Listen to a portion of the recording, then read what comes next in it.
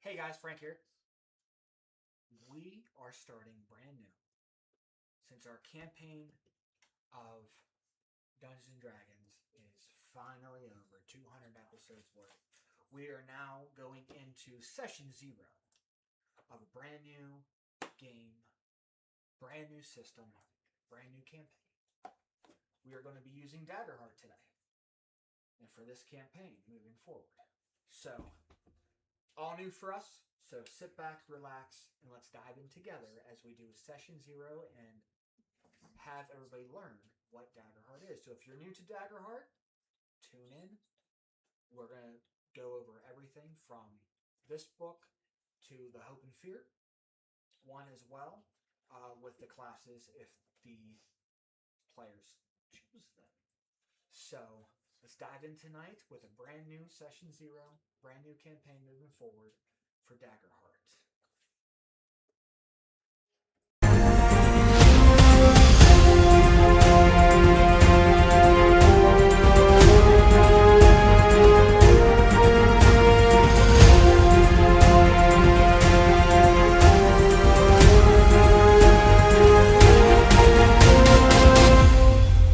Go. Hey guys, welcome to our session 0 of Daggerheart. So, 2 people. There we go. So, we had plans for 2 more people to show up. Work got in the way or something else got in the way, so they will not be joining us today. We don't know if that's going to be moving forward. But right now, we have the original cast of the 5 players who are about to pick their classes and races for Daggerheart. Now, 2 already jumped the gun, which is B, Arian, and Timber, with their classes. I just don't know about their races yet. So, just going out for the 3. So for John, Liz, and Shy, I'm going to write off the classes. You tell me which ones you're interested in, and I'll hand you the sheets. Okay? There are, there are 11 classes right here in my hand. Okay? So the first one is your Seraph. Your Seraph. What the fuck? Alright, class of 27. Hold on. I have the book. Trust me, we're all learning this together. So, cool. So just bear with me. Where the hell is that damn? There's the directions. Hold on. I'll rattle off the classes. You tell me what you're interested in. Okay, so your Seraph. Your Seraph is your Paladin / Cleric. So if anybody's interested in that, I have the sheets if you want to look at them. Me. Sorcerer. Sorcerer has the elemental origin or the primal origin. So Seraph, like I said, you get to either play the Winged Sentinel, if you want to take flight and strike with crushing blows from the sky, or the other subclass is Divine Wielder. You want to dominate the battlefield with a legendary weapon.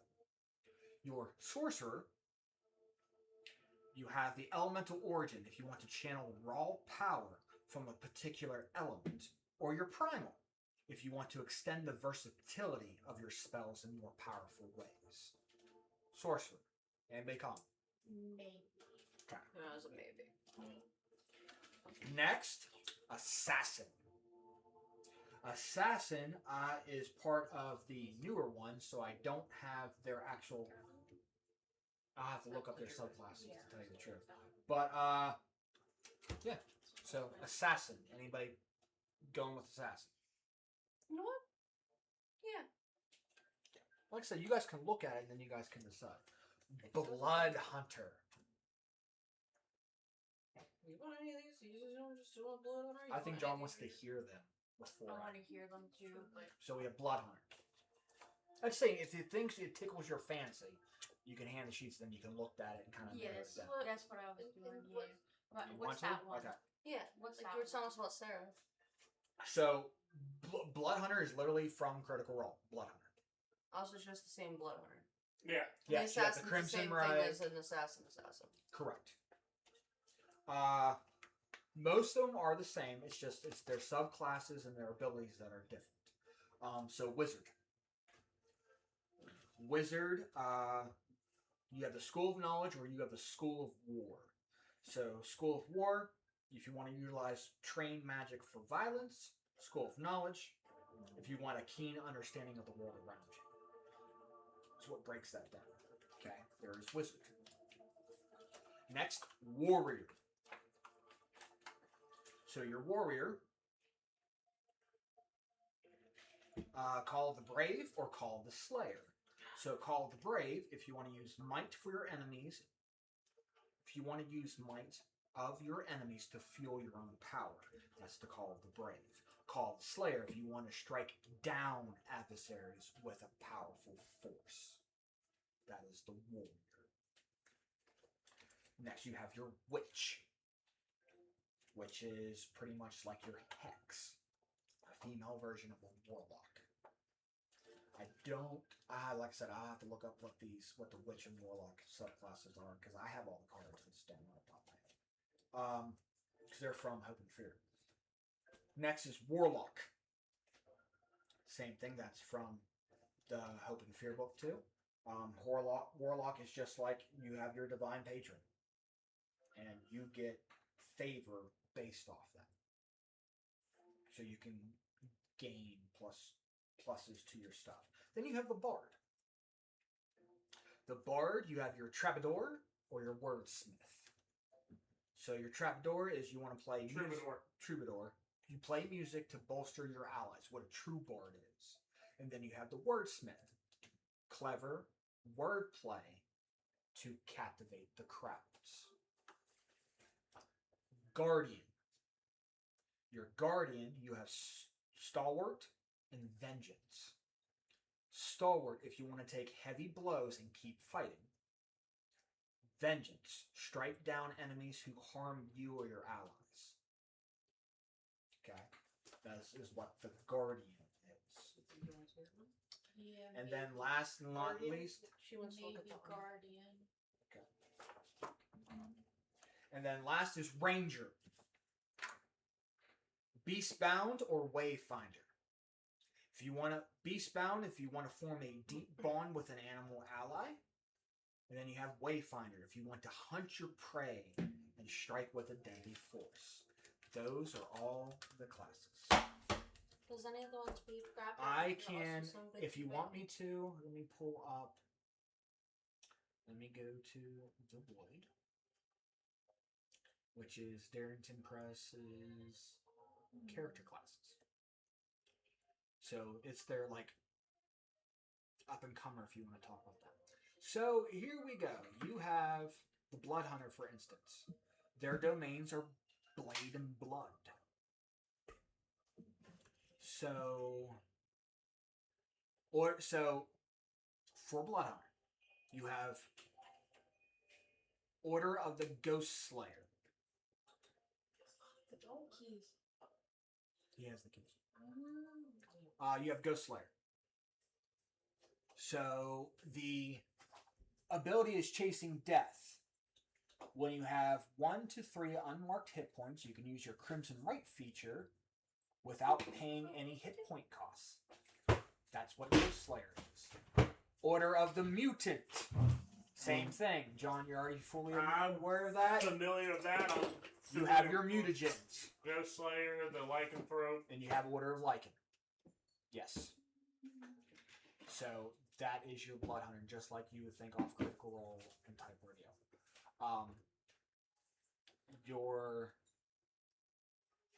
So a Blood Hunter, master of the art of the Hemocraft, and explore the secrets that may unlock the powers within your own blood. Next is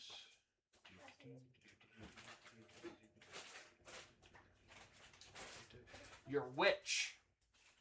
Magical practitioners who commune with the forces of nature and entities from realms beyond.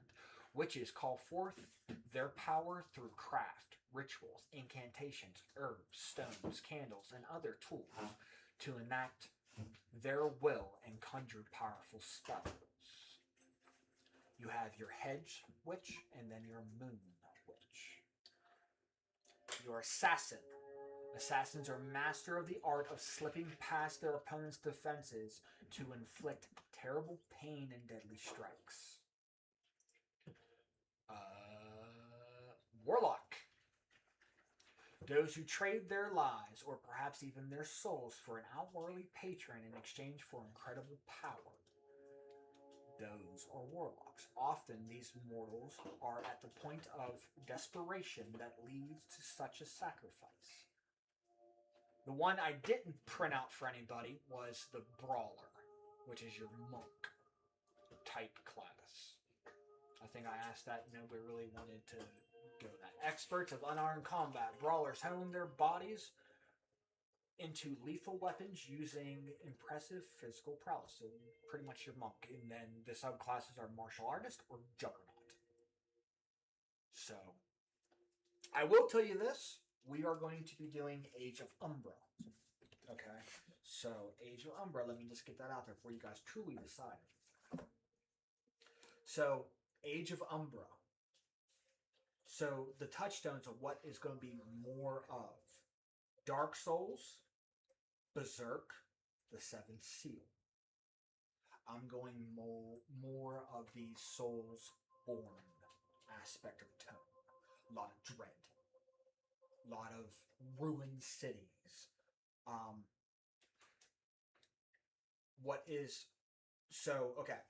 So a century has passed since the God King Irotus betrayed the Pantheon, provoking divine punishment and abandonment by the gods that left the realm of the Halcyon domain. Shattered, desolate, and eternally cursed.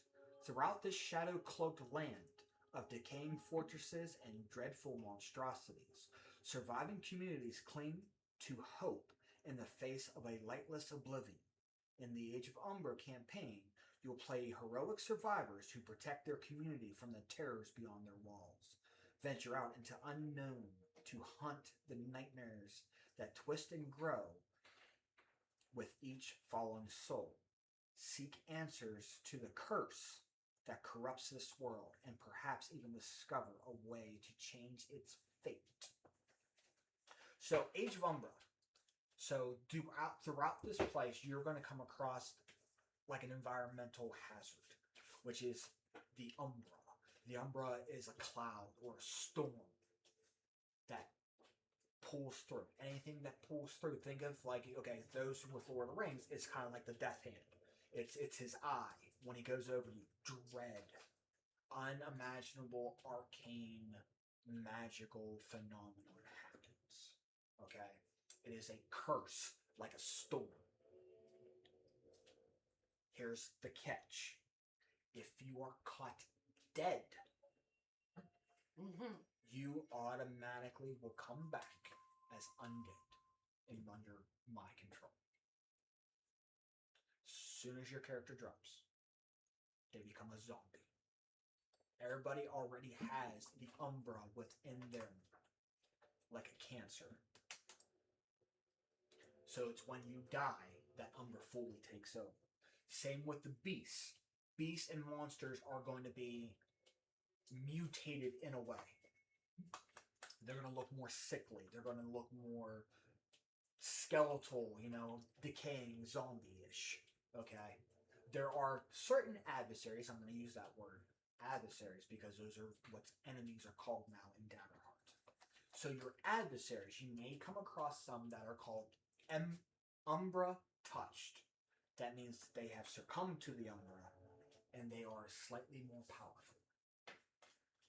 So an Umbra touched, if I mention that as an adversary, that means if they roll a natural 19 to 20, that is a critical hit. Okay. Throughout this, each settlement roughly is going to house what's called in lack of better terms, a beacon. But it's called a sacred pyre. Okay, it is divine flame. It's a bonfire. Some go 20 feet tall. Some are small, like just a normal bonfire. Some are massively huge, depending on certain settlements that you're in. your guys' settlement is literally the God King's keep. It's run down. It is done. You guys are the last remaining warriors of the God King. Okay? Known as what's called the Ash Wardens. So you guys are keepers of this pyre in any way, shape, or form. Not even keepers. You guys, the keep is your job. So whatever you did within the keep. Okay? You don't have to be part of the pyre and that job-wise. But you guys are going to be from the actual kingdom where the God King stood. And it's not fully set in stone what happened. Some betrayer, he betrayed the gods in some way, shape, or form that the gods walked up and left and didn't come back. Hence why the Umbra is here. So unless you guys are if you guys rest,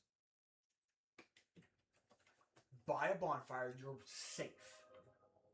Okay, it's kind of like a safe zone. If you guys sleep in the wilderness away from an actual sacred bonfire, then you must use one of the downtime moves to keep watch. Okay? So we'll go more detail in that, but let's get the general of what classes, races, and stuff you guys want to be. So those are classes. I have races. So you have the Infernus, which is your tiefling. Okay. They have their own abilities. They have their race ability, if you want to call it that. You have your elf. You have your clank, which is your warforge. Clanka. Dracona, which is your dragonborns. Dwarves. Fairy, which I believe that's what you are going for. Yep. Fawn, those are your satyrs. Furlong, we all know what those are. They can change their shapes. Fungal, which I believe that is yours. Galapa, which is your turtle. Your turtle folk. Giant. Goblin. Halfling. Human. Katari, which is your cat folk. Orc. Ribbit. And then Sama, which is your monkey. Just mark one. Timber, what's your race? Elf. Mine was Infernus. Right? Okay. So John's human, you are the fungal, and you are the fairy. So so I'm gonna put it to you this way: in the Age of Umbra, certain races are gonna be a little different as far as how they look. I already know mine is supposed to. So all centuries, so all ancestries consider how the harsher setting and environment can intermingle with Daggerheart's ancestries to inspire dark, weird, and unique interpretations. So clanks are instant. That's why I think clanks are different than I think a clank would fit you more, Liz, than a fungal, the way you're talking. Because a clank in here, they are, yes, warforged, they're not robotic. So most clanks here are made from wood or stone. If you want to talk about more Groot-esque as what you wanted. A clank would have gave you a better than a fungal because you want to be more Groot. A clank would fit because they're made out of wood or stone. From what she was talking, she wants to look like the bleeding mushroom. Well, I know, but she was talking more Groot-esque, and that's more clank. That was just an example I could give I think I of. know, because that's more clank is more Groot-esque. The only example I could think of is like he's a giant tree thing, and you can like Right. do stuff. So fairies are more sensitive to the soul blight than other ancestries, causing their physical appearance to develop a jagged and monstrous ways. So hence, a fairy is going to look a lot more evil-esque, as you want to put it. just more monstrous than you see a normal sprite or fairy. Okay. So you're human, which doesn't. So if you're a ribbit, a dracona, a fairy, or a clank, you're gonna look a little different as far as that. But keep in mind, all ancestries consider how the harsher setting and environment can intermingle with Daggerheart. So inspire dark, weird, and unique interpretations of what your characters look like. Okay. Then you have what community you are from. And I have doubles of each because that's how it came within the box. So your first community is your Wonderborn. So being part of a Wonderborn community means that you live as a nomad, foregoing a permanent home and experience a wide variety of cultures. Okay, that is a Wonderborn. Underborn. Being part of the Underborn means you are from the subterranean cities or society. Okay, I believe you are. No, just hold on to it. Okay. I believe you are Slyborn is what you chose. Yes, I did. So I do have another Slyborn. Slyborns. Being part of a Slyborn community means you come from a group that operates outside the law, including all manner of criminals, grifters, and con artists. Ridgeborn, you're from the mountains. Okay? And they all have different abilities. Orderborn. Orderborn, you tend to follow, you uphold a set of principles and reflect your experience. So you are not prim and proper, but you hold firm to order among everything. So valid. So valid. Pretty. Seaborn. Being part of a Seaborn community means you live on or near a large body of water. Lore. Loreborns means you are from a society that favors strong academic or political prowess. Highborn. Those are your nobles. Played And- for my nobles. And then your Wildborn. Wildborn live deep within the forest. That one's mine. That was one of yours? Okay. So, no, I have two of There each. too. I have two of You each. can So I have another Wildborn. Okay. I have the Under, the Wanderer, What was the one he took? Slyborn. Slyborn. So it was like the The criminals. Oh. Yeah. Slyborn are your criminals, your grifters, and con artists. So that means he has to play that. He has to play like that. Like That means you gotta be a con artist or a criminal or a fucking grifter. yeah. That's how you have to portray your character. Got it? Got it. You gotta act like a scoundrel. Okay. So they all have different abilities. As far as where your community is. The Wildborn? Okay. So we have the Highborn, Order, Ridge, Sly. We have one more Sly. I have Lore, Wonder. I already beat myself.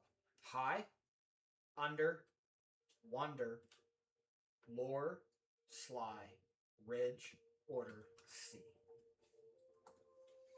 C, you either live on one or near a large body of water.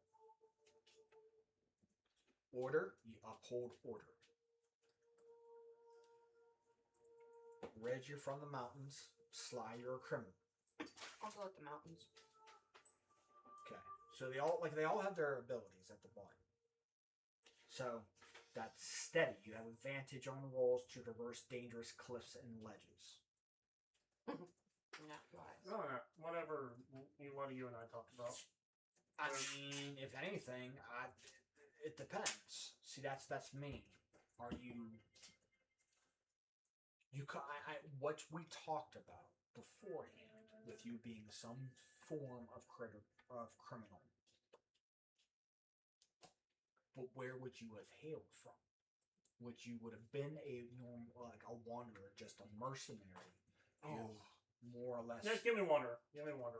went here versus, you know, and that's where you established where you were from. You just wandered around. You didn't really have a place to be called home until you came here. Yeah.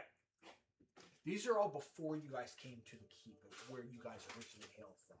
So you have what's called the nomadic pack. So you add the nomadic pack to your inventory. Once per session, you can spend a hope to reach into the pack and pull out a mundane item that is useful in your situation.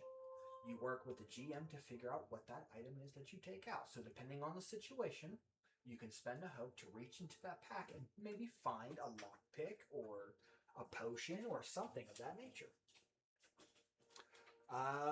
You got Ridge. What about you? You got there. She's wild one. You picked yours already, right? And you have yours. So everybody has one. Mhm. Cool. So I don't have to worry about it. What class did you take? John hasn't picked class. No, he's Hold not. on to them. Don't. Okay. So I the was cards. typing them out. So the cards, you guys can hold on to them and take pictures of, and then once it's done, I will make, like, I will copy that onto one piece of paper. That way, you guys have it all there. That way, we keep the originals. I was just talking about cards. I got a copy machine on it. Okay. Well, I want to copy them all together. Yeah, I can. That's, Okay. Because I just don't know what the other ones pick up. So here's the case. I was only Okay. asking because I just copied exactly what I figured. You're familiar with how Yu-Gi-Oh is played. Yes. Okay. Are you guys familiar with how Yu-Gi-Oh is played? Yeah. Vaguely. No That's idea. fair enough, fair. Pokemon card. Okay, so Means like nothing. Yu-Gi-Oh, you guys are going to have a pool of cards. Okay, you have the maximum of 5 in your loadout. You're not going to get that at level 1. You're going to have 2. Okay. Once you hit 5, any extra cards you get from leveling up go into a vault. Okay. Meaning, when you rest or when you level up is when you can swamp your loadout of what your cards are. Is that you're making, so your abilities, your spells. That's You have what you have now. Once you get up to 5 cards, that's not including your class abilities, that's Mhm. not including anything else. We're talking about everything that's a level 1 on a card. Okay? Okay. You have, because right now, your guys are going to set at level 1. Okay? That is what we're at. You guys are at level 1. So level in the top right corner of your character sheets, whenever you guys pick one, is there. What class do you want to go with, John? Here's a Gamevault. You could take the assassin, or you could take a I bloodhound. have not a single fucking idea what I want. Okay. You could be a so. Wait, bard what as have a you done so scoundrel. far? Guardian. So right now, on the table, they're looking at, There's sorcerer, Classes. assassin, and and I seraph. still have all of these. Guardian. So, okay, your guardian is literally your fucking tank. Straight up. It is your tank. Warrior is your fighter straight up. I was thinking. Warrior sounds more like the barbarian. To a degree, yes. From my Because it's either That's Age of Umbrella. But then, like, I don't know. What was the other one I picked? It was a sorcerer. We had this conversation so many different times.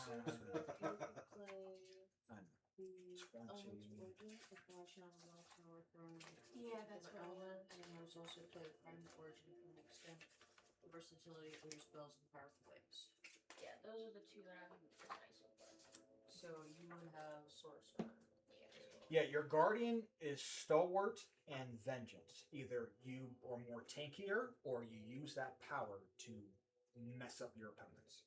Your warrior is call the brave or the slayer, depending on how you want to use it. You want to use your enemies to fuel your own power, or or use a lot of force.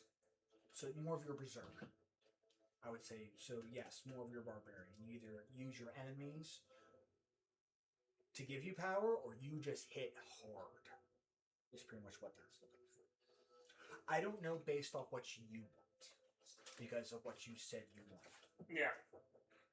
So that is more along the lines with, I don't know.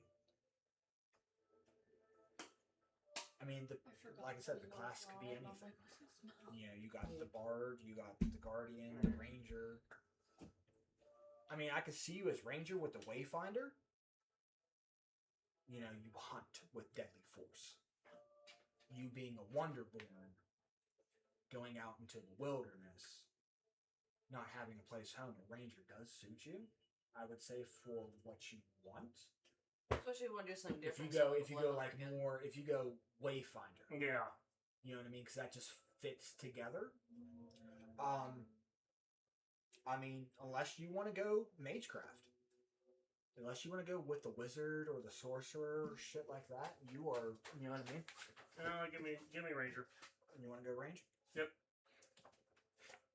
See, what I was thinking of doing, because as I mentioned to you before, kind of like coincidental. I mean, I do have witch and warlock. What would be best for the Guardian of the Flame? That's something I mentioned before that would be interesting. Anything. Cool. Timber, put your damn phone down. If it's not here, don't worry about it. Oh, yeah, 3. Because one's your animal companion. So you each have a marker, that way you can write on that, and you can dry erase as we go, because you are going to be heavy on the stuff. Alright, I'll take a stab from them. I mean, if you're talking about guardian of the flame, if your main job is going to be guarding the actual sacred pyre, I'm thinking tanky, so I'm thinking guardian or Fairy can't be tanky warrior. though. Huh? Well, Fairy can't really be all that tanky, can they? Yes, they can. You're okay. Don't think like Just because tiny? they're not tiny. No, they're human size? Yes, Oh, cool. Bet. they're all. Everybody is human size. It says how fucked up you look. Think more Spiderwick Chronicles than Tinkerbell. I wasn't thinking Tinkerbell. I'm Ain't thinking. gonna look like Tinkerbell. I'm going with how more like Pan's Labyrinth and the Labyrinth. That's what I'm seeing. So everybody's medium size. So I mean, Guardian, like I said, Guardian fits with that. So Wonderborn is the heritage? Yes, your Okay. community. So your heritage is your ancestry and your community. Okay. I believe it says that on your sheet. So your heritage is your community and ancestry. No, I So want it to your be race more and where you hail from. So that's why I'm like indecisive between Guardian and Sorcerer. For a refresher, I know. I'm just saying for That's a just a thing, refresher. right. It's just what I like. I'm between a Guardian and a Sorcerer. I mean, you can go wizard too. Knowledge. Be a I mean, I do see a sorcerer with a primal. I mean, there's also witch, which uses incantations and rituals. That just with herbs. I mean, literally, if you're talking about you're growing your own herbs off of you and using that to fuel your magic, I mean, you're a walking apothecary to a degree. I see witch. It's all up to you. Just for warning too. Any class. So I'm gonna speak because you say you're thinking about sorcerer. Yeah, So, indecisive. Your between Guardian. seraphs and your spellcasters that cast arcane be on your guard. Okay? A lot of communities, a lot of settlements may think that if you will divine magic, that you're either a blessing, that you might be a blessing from the gods, that the gods are still instilling hope, Or you're a curse. or they're afraid of you because they think you're like the god king who did something to enact the god's wrath and punishment. Okay? That's where we're going at. It's like I'm thinking. Arcane people are also called aether weavers. Okay? People think too that an aether weaver started the Umbra curse. So again, if you use that magic out within a settlement or around other people, they might be fear or awe. So they might hate you, or they might be awe or fear you. You get what I'm saying? So it's a mix. So watch if you have magic. Okay. Is I'm thinking, like I said, as an example for like Brute. Mhm. But like, you know, Minecraft. Like, think of like the Iron Golem where it like protects the village kind of thing. Which is why I was like, oh, maybe Guardian. But I also want it to be like, I know, but I see Clank more than fungal when you talk like that. yeah, but I want to be emotional. I understand that. I mean, it could be The both, way you're like, talking is more Clank to me. And I want to be emotional. I know that. But just the way you're wording it Yeah. sounds like Clank. Those are like the only Because like clanks are made of stone, iron, two or examples I or can wood. like think I mean, of. a clank to hit you too, dude. Cause No. I was, but like I wanted to be more elemental. Like I mean, a sorcerer. I do see sorcerer. I can see that. I mean, it depends on like what class. I mean, a wizard if you're going with that way, a witch. I see all that.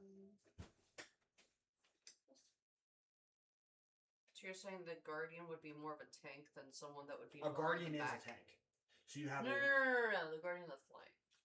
You would think imaginatively that they should to be me, if I think if your main job is to guard the sacred pyre by fueling it and shit like that, you would want if you think of a guardian like that, I think of a guardian as you're protecting it, so you want to be well armored, is what I would say. So you'd be more Seraph, possibly.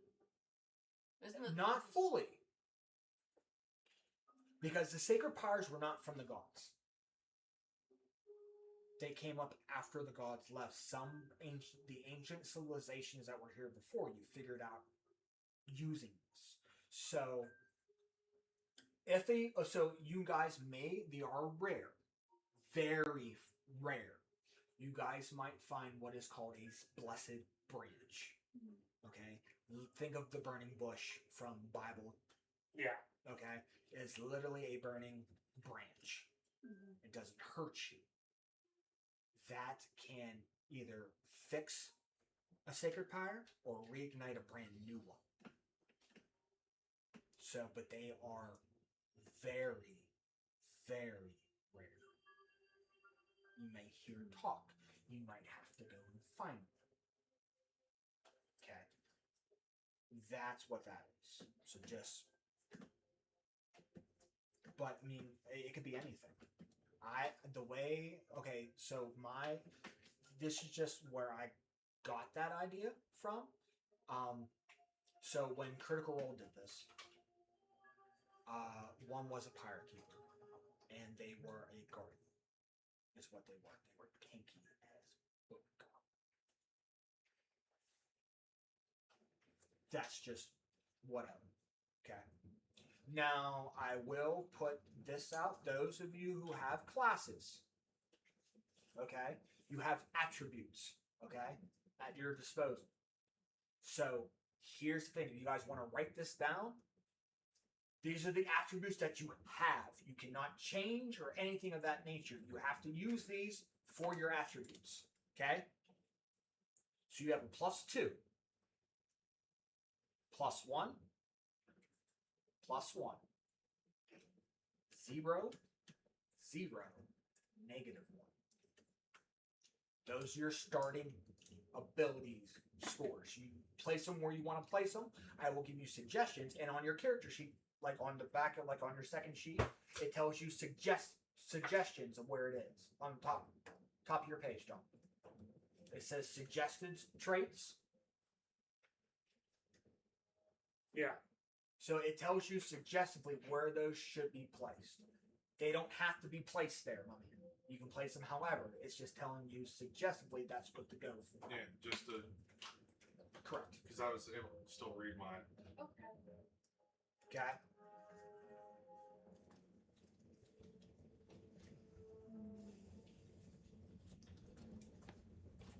So Guardian's still up for grabs. Can you read it real quick? I'm sorry. No, you're good. You're good. Can I see the witch? The witch. Yeah, so I still have the warrior, and then the witch, and then the warlock. So dread and sage are your two names. to pick from. John, Ranger, we're going to go with you first because I think Timber already had. You have your HP and shit like that, or no? I don't have it written Okay, so down. I'm just going to go around the circle. I'm going to go around the thing. So you are a rogue.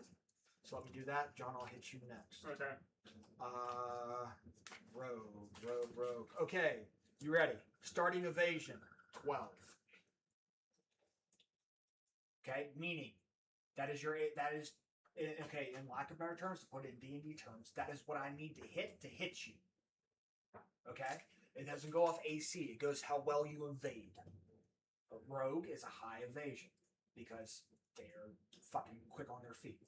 So I have to hit above a 12 to actually hit you. Okay? Your starting hit points is 6. So You see your hit points? HP. HP. You want to mark 6 of them. 6. So depending on what armor and shit you pick, is there. I don't remember. So you're found. Okay, so your subclasses. You got Nightwalker and Syndicate. Where'd you go? I believe we went Nightwalker. Nightwalker, be able to step in and out of the shadows. Correct. Correct. We don't Okay. do that. So. Oh, we Foundation. can. I think I'm gonna do it depending on the subclasses. Let me look. We don't have which. Rogue. Nightwalker Foundation. Thank you. That's your starting class. Okay. So that's your class feature. That's your foundation automatically. Okay, you're set. You do have your domains as Midnight and Grace. Yep, and I have those picked out still. Okay, you still have those? I don't have the cards, but I have them picked Okay. out here. So when you guys, at level 1, you guys have 2 domains. You select 2 cards. They either could be from the same domain or one of each, however you want to place it. Okay. So what You ready word you have? Yeah, good. Rain of Blades. That is. What's the symbol? It's the top one. And Frank. Uncanny Disguise. Rain of Blades. Thank you. And the other one is Inspirational Word. And that is this moon. No, it's not. No, that's the one that looks like they could The stars? Oh, the fairy. Yeah. Gotcha. Inspirational words. Thank you, sir. That is you. Now you have armor, weapons. Here's how this goes once you select your classes. Okay? You're allowed 1 primary. If it's a 2-handed weapon, you can't have a secondary. So if it's 1-handed, you can have a secondary like a shield or 2-weapon fighter with another weapon.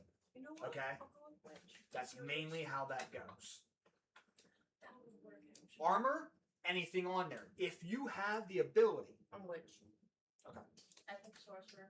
So here's the thing. If you have the abilities, if you have a spellcraft ability, it means you can wield a magical weapon or magical armor. If you do not have a spellcraft ability, you cannot use a magical weapon or armor.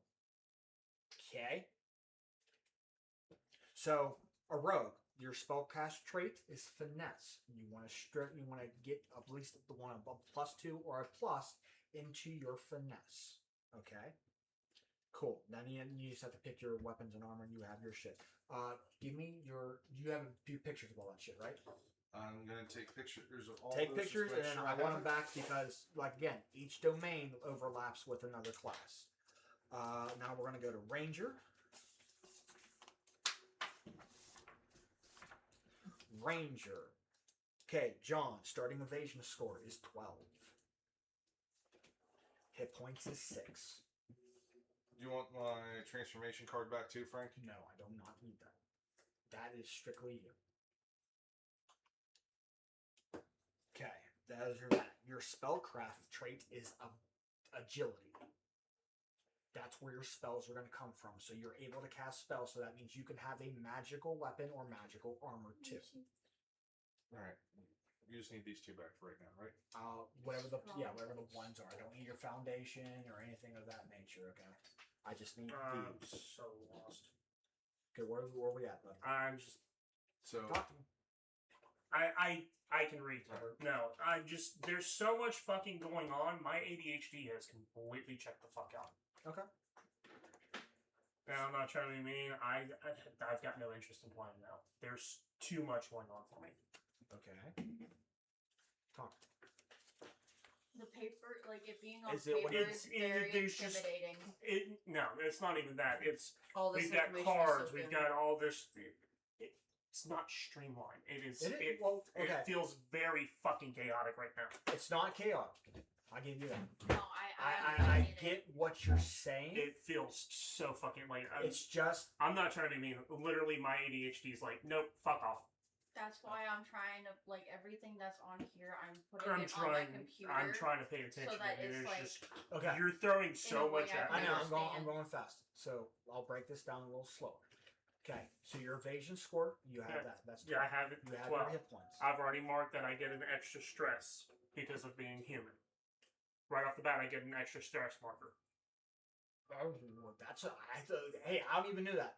Go ahead. When you gain an additional stress slot at character creation. Okay, that's good. So that means you have that dotted line. Yeah, You put a box- box. Correct. So that's good. Okay, how stress works. We'll just focus on stress right now because you're right on. You're talking about it. Yeah. So we're gonna keep you on stress. Stress helps you use certain abilities, depending on like if you pick any of your domains, because you have rangers, so you have domains of what are the symbols? Does it tell you your domain up in the top corner of your character sheet, my man? It's got the cross swords and like the triquetra. Okay. If that makes any sense. Cross sword, so bones, and you said the tri. It's Does it look like a shield, or does it look like a starburst? Bone and sage. Got you. Cool. Okay. Bone and sage. So bone are tactics of the body. Sage is domain of the natural world. So certain abilities that you have, you might need to use a stress to make it active to do more. okay. Stress also, everybody's movement speed is the same. That's why you don't see a speed. Right. So everybody can move close range, which is 30 feet. Okay. So everybody has that walking speed no matter what. So if in combat, if you want to go further, we can either mark a stress to have you push the bounds of your body. That's what stress is. Okay. Pushing the bounds of your body. So we can have a stress, or you can roll like an agility to see how fast and how much you can push your body down that line. It's more so like the rule of cool. Depend. But you Yes and no, because there are certain enemies that cause so much dread that it can stress you out. Yeah. And that's when you mark a stress. Once all your stress markers, because you have more than everybody else, because you're human, once your stress is fully marked up, then it starts taking away at your health. okay. Because think of you, okay, I'll put this in way better terms for you to understand. Boot camp. When your drill instructor is telling you to push beyond your natural ability, and some people push and then they throw up, they pass out. That is your stress. Okay. Okay? That is stress. Stress is when you want to use a certain ability to go beyond its understanding, or an enemy can cause a lot of stress on you. Think stress as emotional and physical Yes. outburst. Okay, that's what stress is. So once you fill it up, and the extras start becoming health points taken away. So where is health? Health is your HP. Okay. I see it now. Okay. Right above stress. Right, so you have 6. Yes. So depending on armor and shit, depends on your threshold. We're not worried about that right now. Okay. That's what stress is. Okay. What do you want me to talk about next that's streamlined for you to give you an understanding? Do you want to worry about domains and subclasses? Subclasses I'm not even worried about. Because It's- you do have subclasses. That's at level 1. You get a subclass. You either get beast. Oh, spawn. so it's not like Yeah, right off the gate. Right off the Off gate, the you get a gate. subclass. okay. You either have beast spawn, so you want an animal companion. Let's go with domains because I have no fucking clue. Okay, well, beast spawn, animal companion. So you want to go maybe like think of service animal if you want to go that way. Think of Dar, beast master. That shit.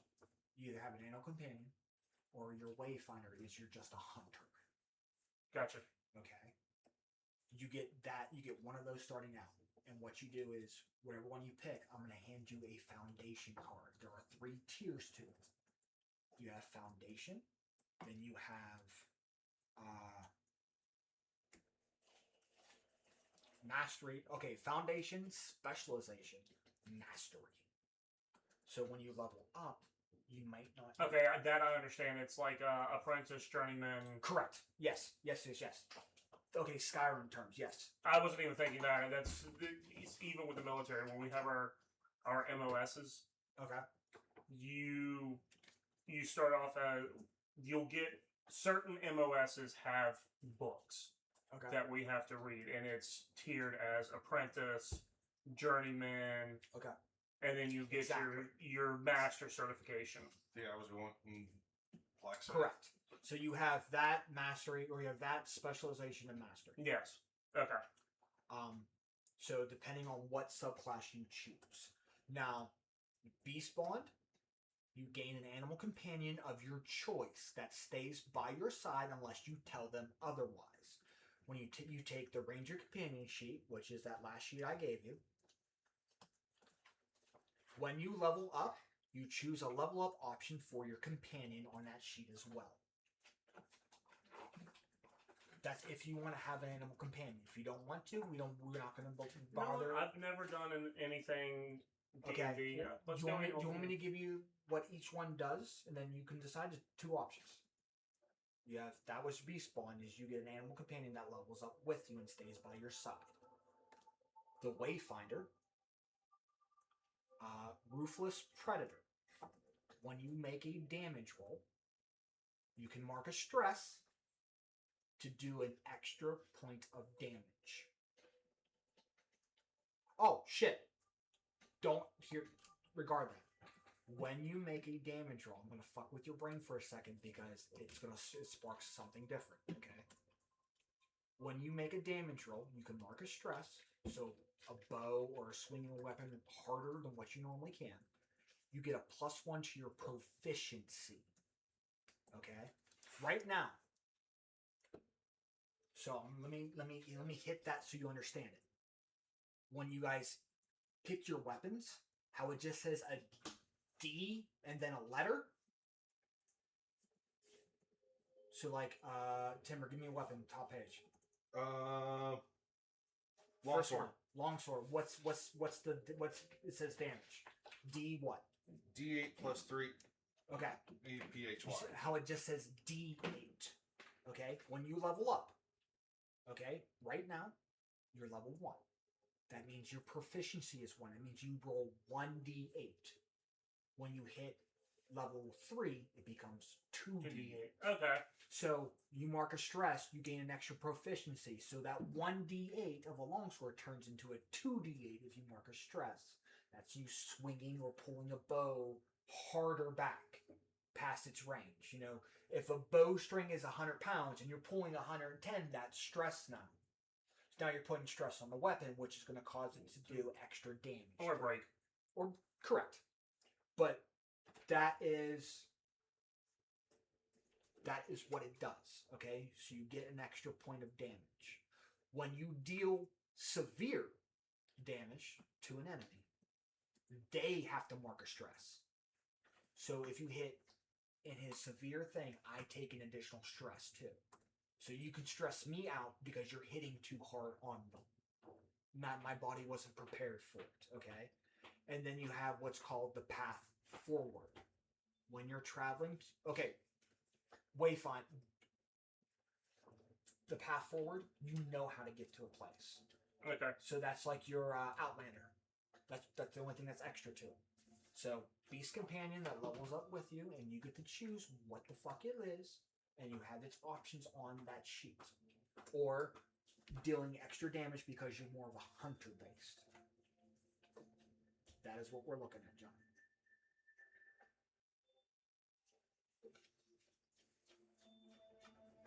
So do you want to go Beast Companion, or do you want to go Hunter?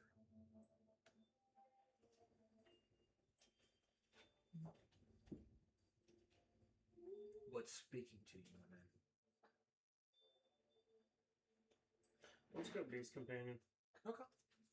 So you get to have a beast. So like I said, it tells you what your spellcraft ability is. So it's agility, meaning you can wield magic items and armor.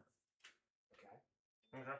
So Beast Companion, and Beast Companion is whatever you want it to be, and you have at level 1. I think it tells you what you can choose from. I'm not looking at the sheet, but I have it right here. It does not say. It says work with the GM to decide what kind of animal Okay. you have. So you have his name. Okay. Yes. So it has. So your evasion, it starts at 10. You see in the top corner where it says evasion. Yes. So your evasion. So your armor class for your pet. You can describe whatever the fuck it is. It's 10. Okay. In your top corner, how it says start with, does it say start at 10? Yes.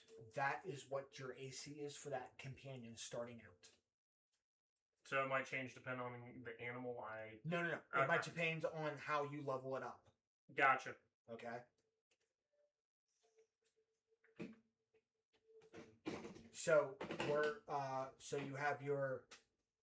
So I'm gonna read this because I'm looking at the sheet too myself. So you work with the GM to describe what kind of animal you have as your companion.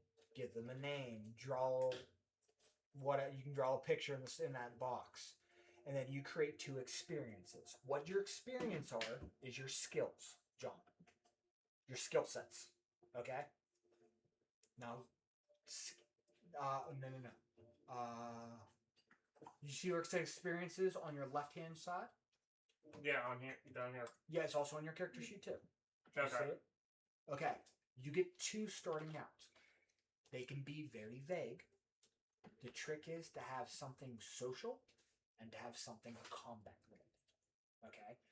Those are your skills. So what your experience points, and this is to everybody, so if everybody listens real quick, your experience is your skills. They want you, Daggerheart wants you to at least, what rule of thumb is to have one that's more social related for, in-house, and more combat, and one that's combat related. How an experience works is you have to spend a hope to use it. So they can be any fucking thing.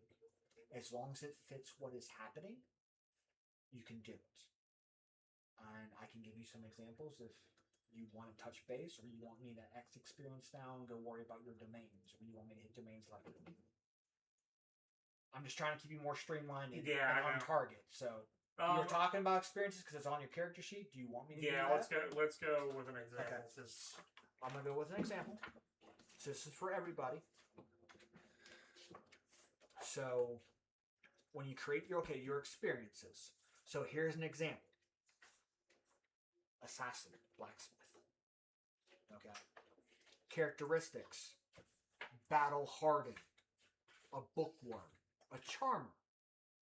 Coward. Friend to all. Specialist. It has a list. So characteristically, lone wolf.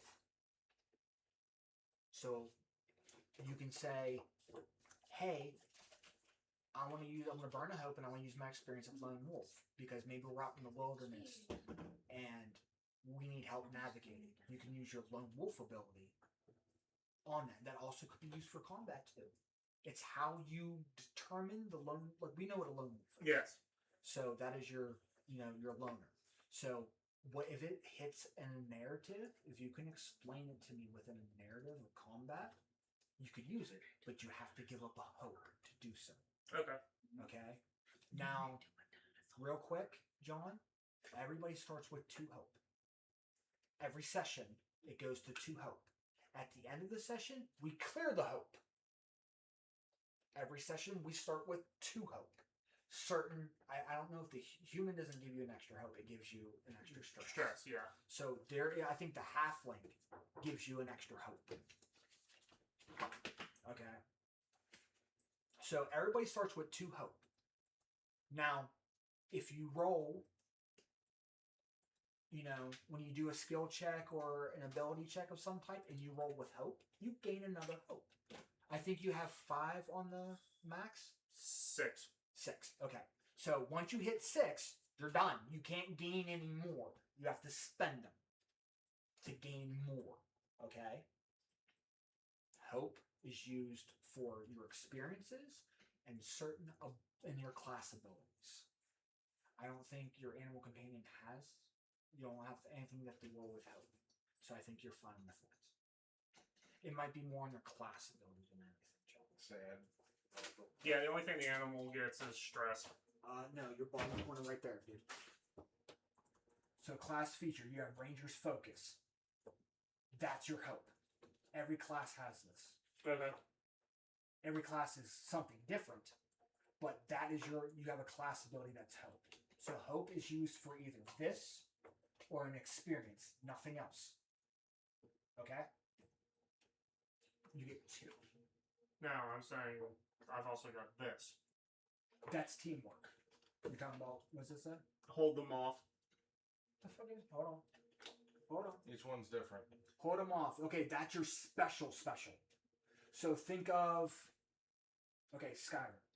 That's your dragon ability. Okay. When you get 3 hope, you can spend that. So that is your ultra ability, if you want to go that way. Your super ability, an experience, or a class ability. Also a teamwork ability as well. You can tag team, John. So if, in combat, if you're set up narratively and combatively on a battlefield, you can tag team on a move. Okay? When you do that, each of you roll your own attack. And you can use either or. You can either use, say you tag team with Timber on a thing because he's a rogue. So he's thinking of behind him and you're trying to distract.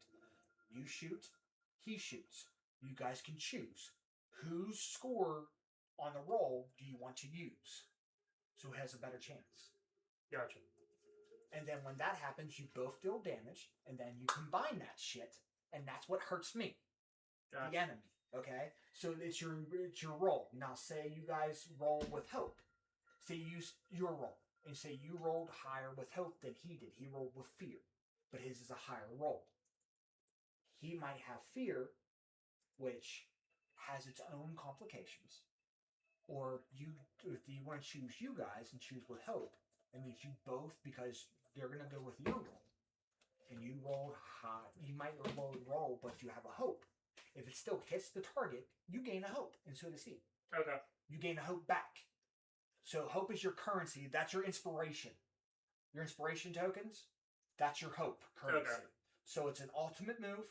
It's a class ability. It's an experience or a tag team. A tag team is 2, I believe. Don't hold me to it. I believe tag team is 2. It might be 3, John. I have to look in the book. I'm still learning too. Oh, you're fine, man.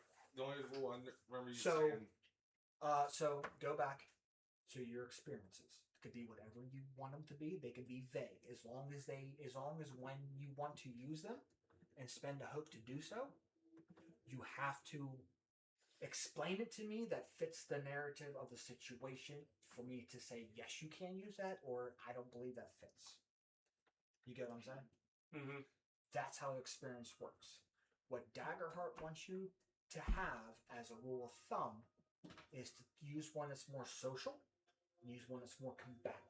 Gotcha. That way you have one for a social or an outside wilderness experience, and then one for inside combat. So pack tactics you can put down. You know what I mean? If you're buying it, I'm using my pack tactics because of my animal companion. So maybe I want to have you get an extra, you get that +2, because that's what your experience is. Your experience is set at +2 at level 1. Yeah. So you can write however you can put whatever. They have a whole list. Like they have a phrase, "Catch me if you can." That's an experience. Now, how you want to use them? Maybe I'm running away from an enemy, right? Catch me if you can. I want to use that experience. So that means my agility roll, I get to use that as a +2 or strength or whatever because I'm climbing versus somebody who's trying to catch me. You know what I mean? However you want to place it, you have to explain how you want to use it. That fits the that makes it fit the narrative for me to say yes or no. You can. Okay. Okay. So it can be vague. Like I said, they have a wolf in sheep's clothing is an example. This is not negotiation. I've got your back. I won't let you down. Deadly aim, fast learner, liar, repair, scavenger, tracker. I mean, you can name it whatever. Yeah. As long as you explain to me what that is and how it fits the current narrative if you want to use it. Okay? Now, your domains, and I believe you said bone and sage. So, or do you need a minute on your experiences? You're fine. Okay.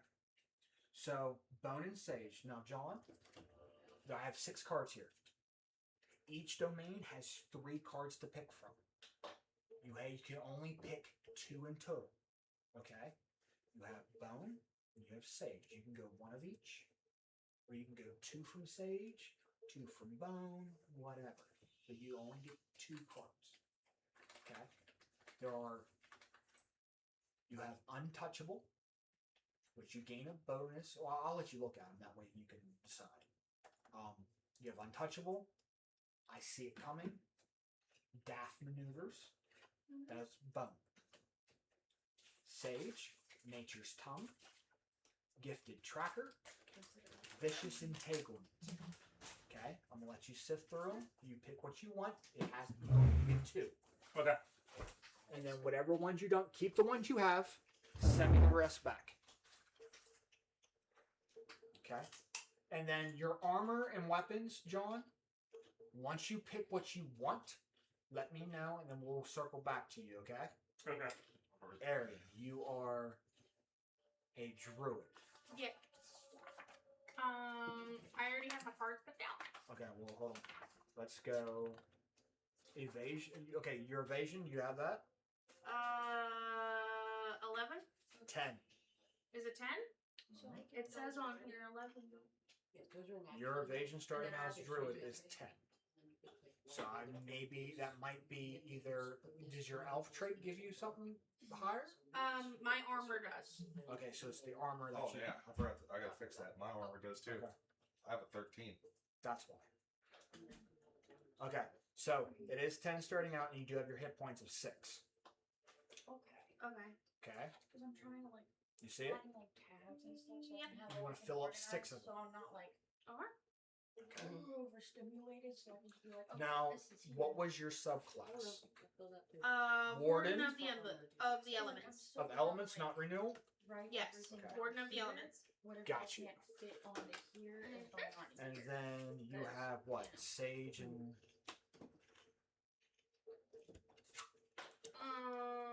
Sage and Arcana.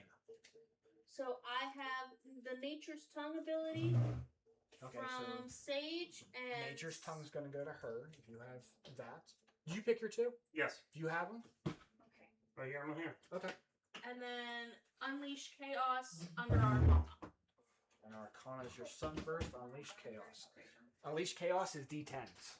And you can mark a stress to deal more D10s. Oh shit. Is there a place to rate these or no? No, John, those are what the cards are for. Okay.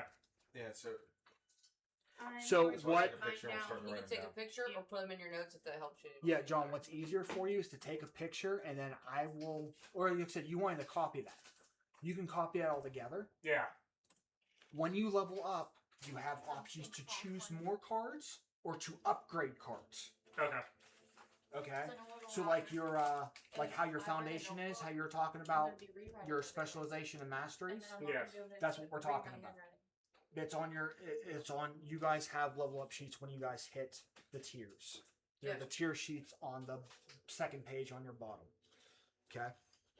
So you have your 2 abilities. You have your class. Okay. Armor. Weapons. You have that. Yeah. I've got short staff, short sword, and gambeson armor. Okay. Short staff. Help me out here. What's it say? Short staff, the trait and range, trait is instinct. It's close range. The damage dice is D8 plus 1. Type, I have Okay, so it's magic. magic. Okay. Is there any bonuses to that? Is it returning? No, I have that. Okay.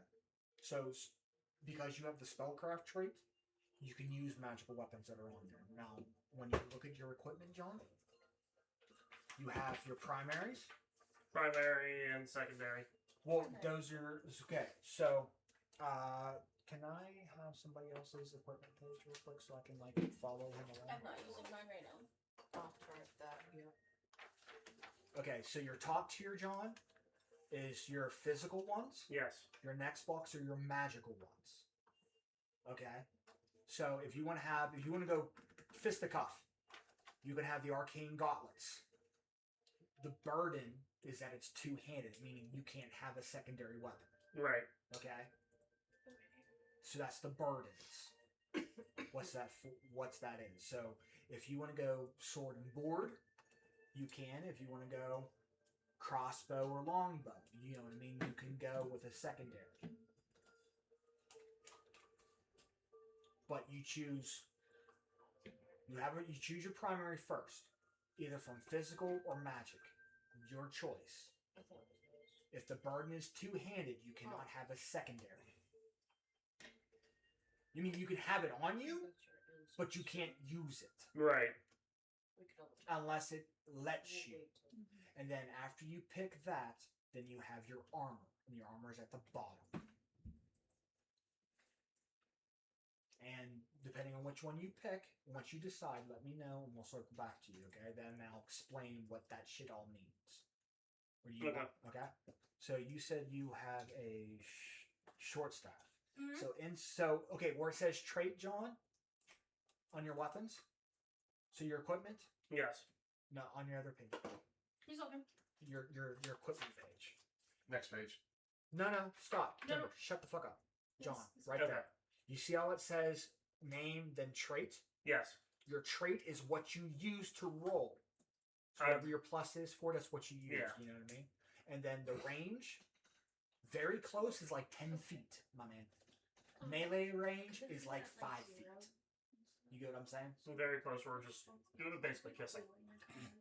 Melee, you're basically kissing. Very close is like your 5 feet.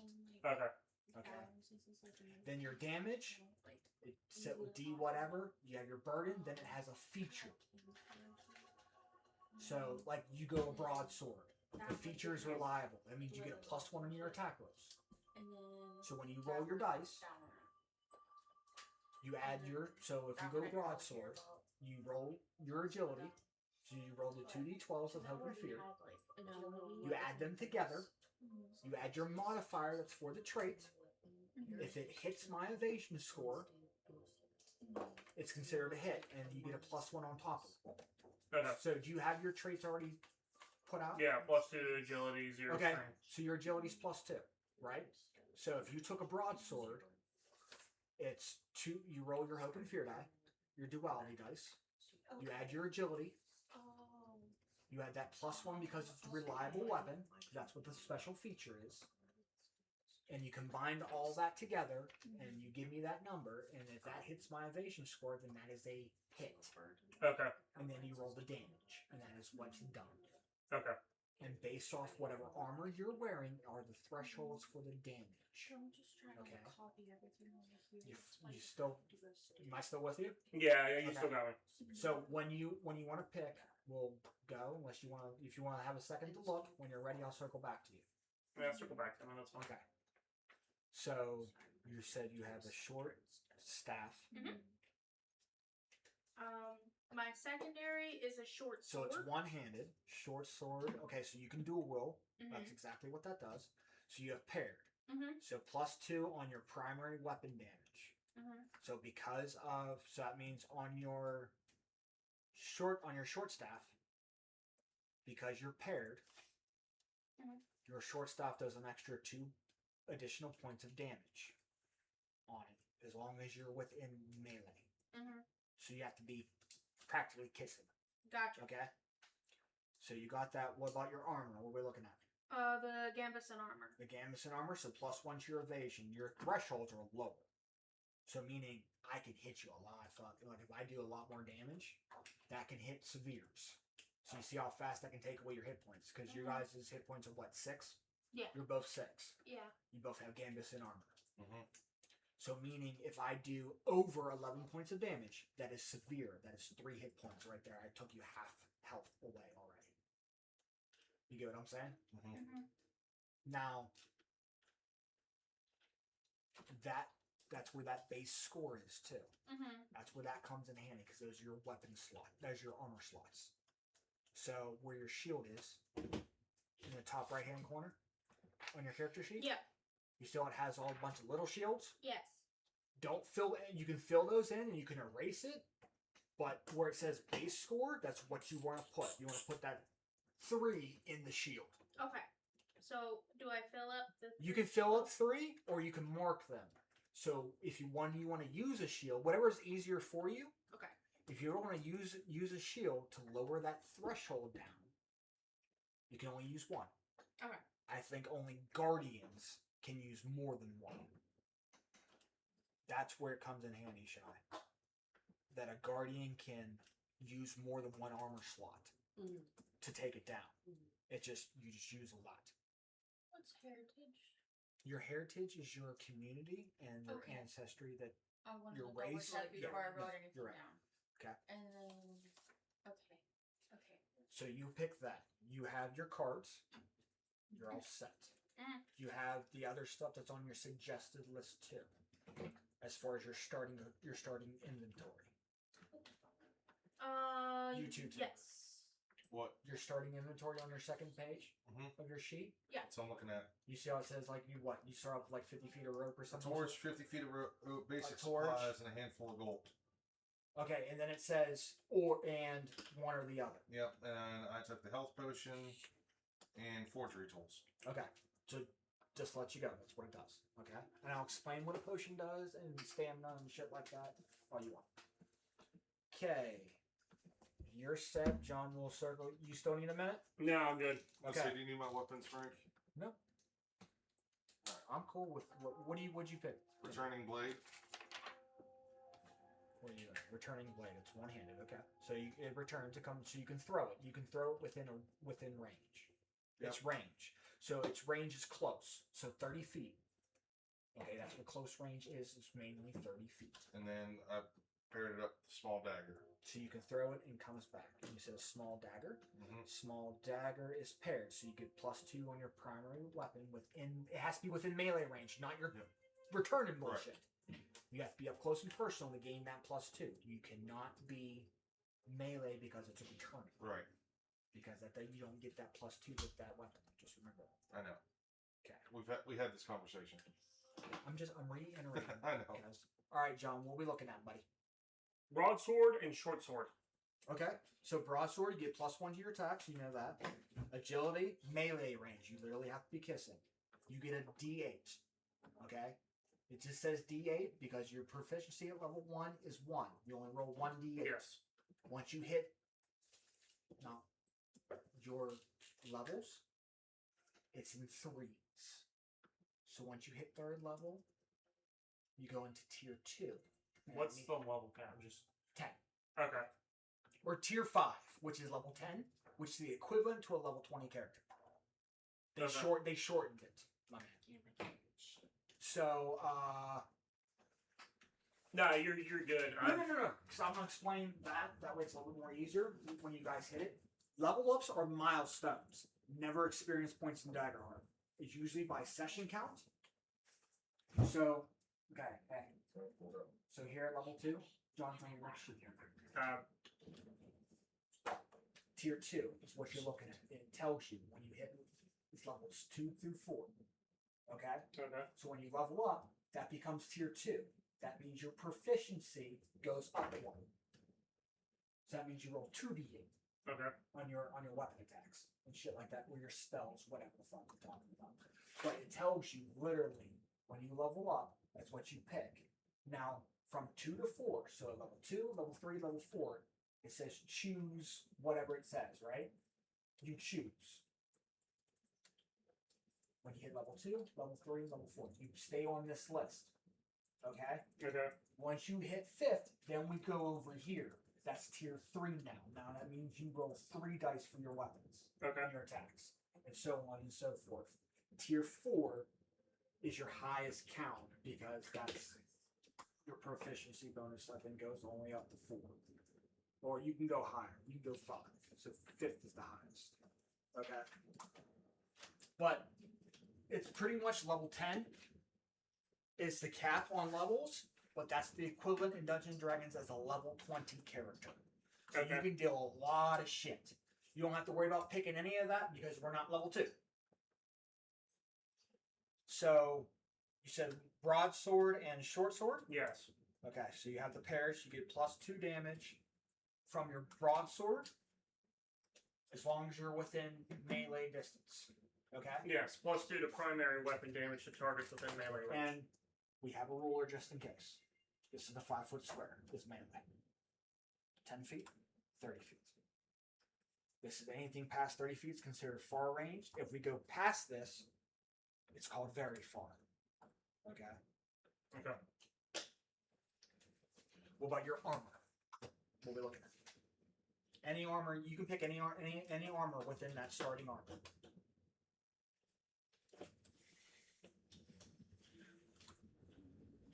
Your threshold is your ability of how much is pretty much like your health pool, if you want to put it that way.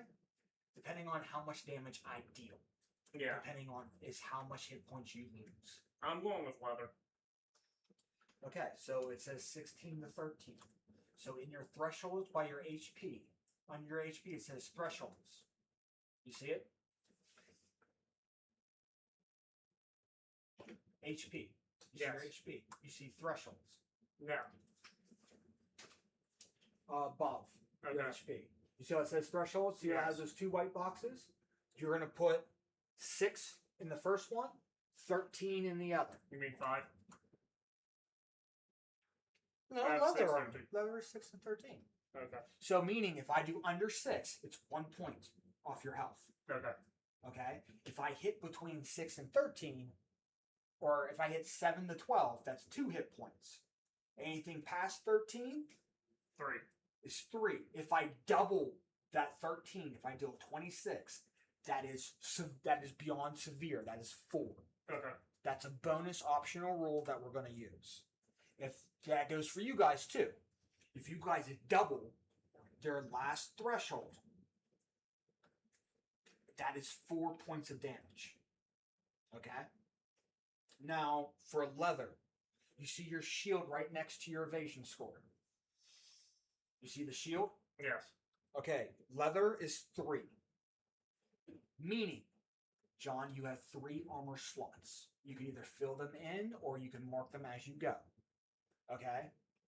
Now, if I say I hit you for 10 points of damage, that's major, so you're going to take 2 hit points. You can choose to take an armor slot to drop it down to minor, which So you 1. 1 hit point, correct. But you can only use 1. If I hit you in severe, which is 3, you can't use 2 armor slots to drop it all the way down to 0. You can't do that. Only a guardian has that power. Okay? That's one of its subclasses. Only a guardian has that ability. Okay? But you can only use 1 armor slot. And then once everybody's done with their character sheets, then we'll talk about downtime and death. Okay, and then your rolls, and then we'll do a mock one if everybody's set up. So I believe that's everything. You have your experiences to pick, John. Then you have your starting inventory as well. So John, on your next sheet, you see where it says inventory. Yes. So you get where it says take. That's what you have, and then the next two you only pick one. Okay. You pick one from each section. Okay. See where it says take? Yes. You have that. Then your next section where it starts bold, you take either a health potion or a stamina potion, and you take one of the other ones at the bottom section. You take one of each. Okay. Besides the take. That's your starting equipment. Okay? Does that make sense? Yes. Okay. Now, I believe a minor health potion only does like 1 HP or I think it's a 1 HP. It clears 1 HP. What does the stamina potions do? Clears your stress. Okay. If you don't have too much stress. No, if you take too much stress, you take hit points.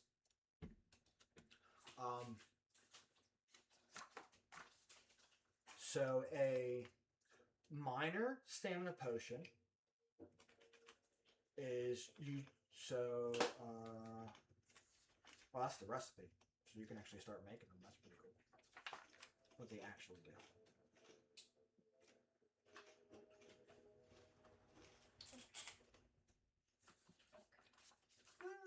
Consumables. Okay, cool. So a minor health potion is 1d4, John. A minor health potion is 1d4. Okay. So, and same thing. A stamina potion is 1d4 stress. So you roll a d4, and that's how much hit points or stress you clear. Okay. You pick one of each. You pick one or the other starting out. And then as we go along and you guys get money and gold and shit like that, gold is not as copper pieces or gold pieces. It is really either handful, bag, or chest. Okay? That's in your inventory slots. You'll see them. They look like money bags or hands or whatever. That's what it means. So certain items I might say cost a handful. They just look like coins. Yeah, so it's just a handful of coins. Little bags, and then there's a chest. Yeah, so it's either a chest, it's either a handful of coins is what something might cost, or it might be a bag of coins, or it might be a chest of coins. Gotcha. And that's the same thing too. You guys are searching around for loot. I'll say you either have a handful, a bag, or a chest. That's how you determine weight. So money currency is not, you don't have to count every single goddamn gold or copper or silver or whatever the fuck, okay? So clear so far on what everything you have? Yes. Okay, you just need to worry about your experience points. Same with your creature, your animal companion. Yeah. However you went there, and then we'll start worrying about rolls and what each attribute does. Liz, you said a witch. No. Sorcerer. Sorcerer. Let's find out here. Let's find the sorcerer.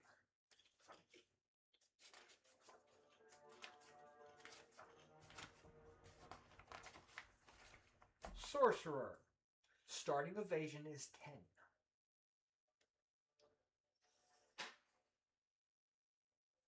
I think everybody has the same hit point, 6.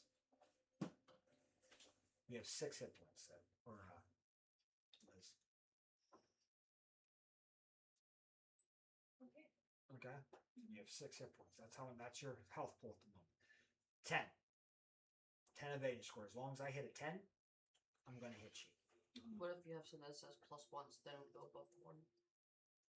What about the Nothing will. Well, yeah, only certain. I think the Gambison armor gives you +1 to your evasion because it's Yeah. flexible. So yeah, it would become an 11. But still, I mean, as long as I roll above an 11, I hit you. So you are going to be squishy.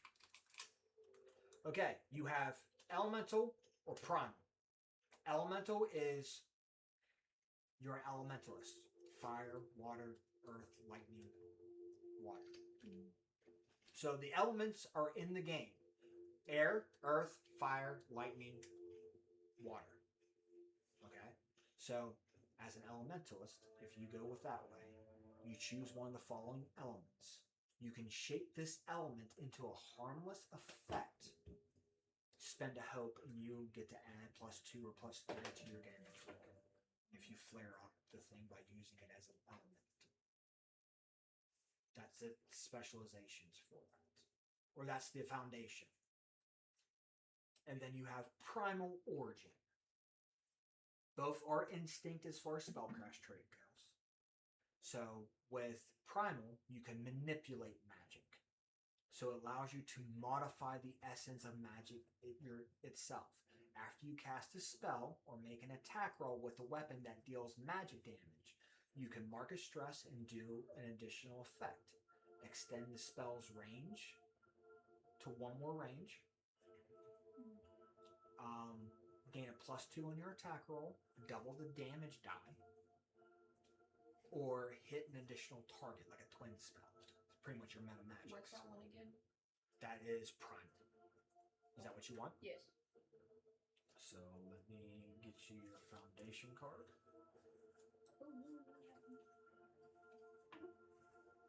You're the witch. Yes, I'm the witch.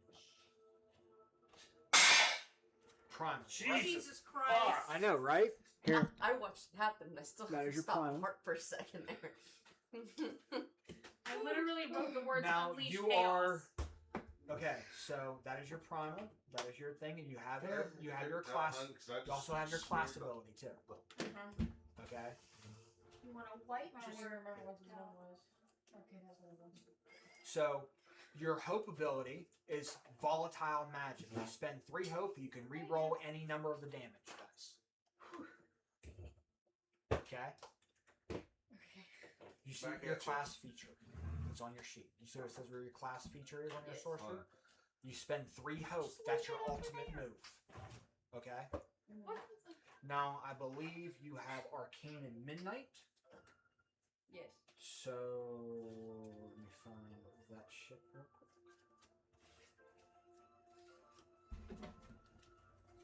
Arcane.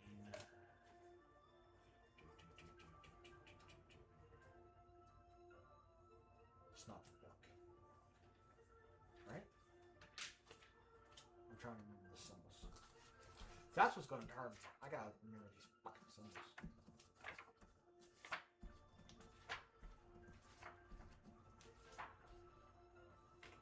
Okay, Arcane and Midnight. Okay.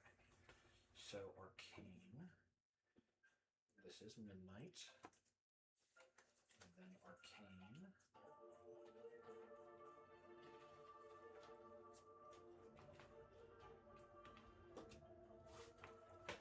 Nope.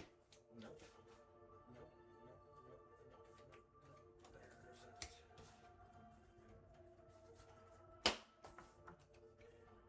there's Midnight. Where the fuck up an Arcane? Does everybody have an Arcane? Does everybody have one of those? Let's get those 3. You have your 2 cards, right? Yeah. Okay. So why is there 3? Oh, one's your foundation. Never mind. Shut Yeah. the fuck up, Frank. Hurry. Sorry. What does she get? Arcane. Looks like a, Does anybody have Arcane? No. Arcane's the Yeah. sunburst. Yeah, it's a sun. Okay, so you I have one. bones. I don't know. I I can't. have bones. I can't find. Nice. That's what's weird. I can't find it. I got my own picked up. Okay, these are the midnight ones. I gotta find where my other ones fucking are.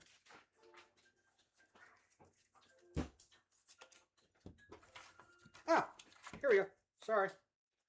So that one, and then you can pick also Arian's too. Arian, if you want to hand her that other I'll one. just share that. If you want that one, you get to pick one. You have 2. You can only pick 2, Liz. Okay. Once I've Either- been writing this down, you can look at it. So meaning you can either pick 2 arcane, 2 midnight, or 1 of each. Okay. Mhm. Experiences. Yeah, I already You got got your animal picked out and what the fuck it is? Yeah. 'Cause I have no idea what the fuck it is, and it's gonna scare the fuck out of me. Whatever. Joke's on you, you picked a spider. No. Solid black scarred mastiff. Okay, I can do it. Fine. Do you have whatever his training shit is that is on there? Yeah, I want to think about the experiences. Well, I don't know what all is there. I never looked at. So you have companion experience, which is separate from mine. Right. So examples are bold distraction, expert climber, fetch, friendly, guardian of the forest, horrifying, intimidating, loyal until the end, navigation, nimble, nobody left behind, on high alert, protective, Jesus Christ. royal companion, scout, service animal, trusted mount, vigilant.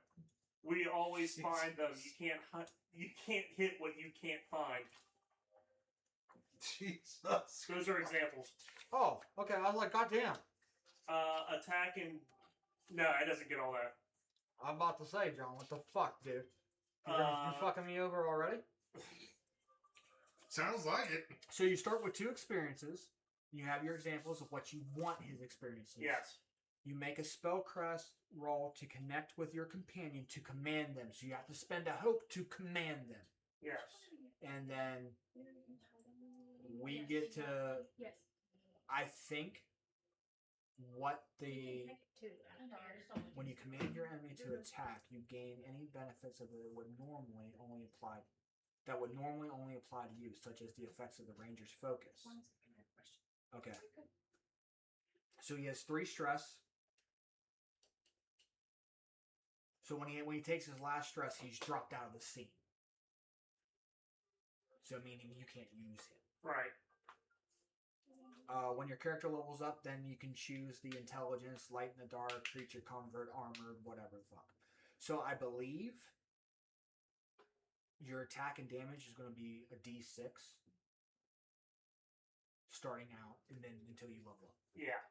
When you hit your tiers, I would say it goes up 1. We'll have to read what actually the animal. Okay, so you name your companion. It starts at 10. Choose their experiences. You get to start with +2 in both experiences. Whenever you gain a new experience, so does your animal. Yes. So their attack and damage. Finally, describe your companion's method of dealing damage, their standard attack, and record it as attack and damage. So section, at level 1, your companion's die is a D6 and their range is melee. And as they level up, you will increase that die to a D8, a D10, a D12. Okay? That's what happens when you level up. So make a spellcraft roll using spellcraft roll, hope, and experience. So working with your companion. The following sections will run you through the basics of working with your animal companion. When you make a spellcraft roll to connect with your companion and command them to take an action, so you have to make a spellcraft roll, which is what, agility, I believe? Yes. So you have to make that to command your enemy, or command it. Command the enemy. All right. Sorry, when you to command it. Yeah. If it's successful, meaning I set it at a DC, starting out was like 10 or 5. Okay. So depending on the situations, Yes. is what the DC is. If it connects, you spend a hope and it deals a D6 of damage. Now I want to ask you this because it said, going back to the experience, does it need to be similar, like one social, one Whatever combat? you want. I mean, you can be whatever you want it to be. Right. But Technically. is I mean, it? that's just a rule of thumb for your character creation. It doesn't have to be for your companion. It's an animal. Really, Yeah. you have him trained, I would say, is what his experiences are. You have a scarred master, so maybe he's one-eyed. So maybe maybe you taught him to hone his eyesight. So maybe he could see in the dark. So you can use your experience in darkness to see. Yeah. Or scent. You know what I mean? Scent. Or bestial sense you can put. So you get to add that +2 to hearing and smelling. Track. Whatever. It could be whatever.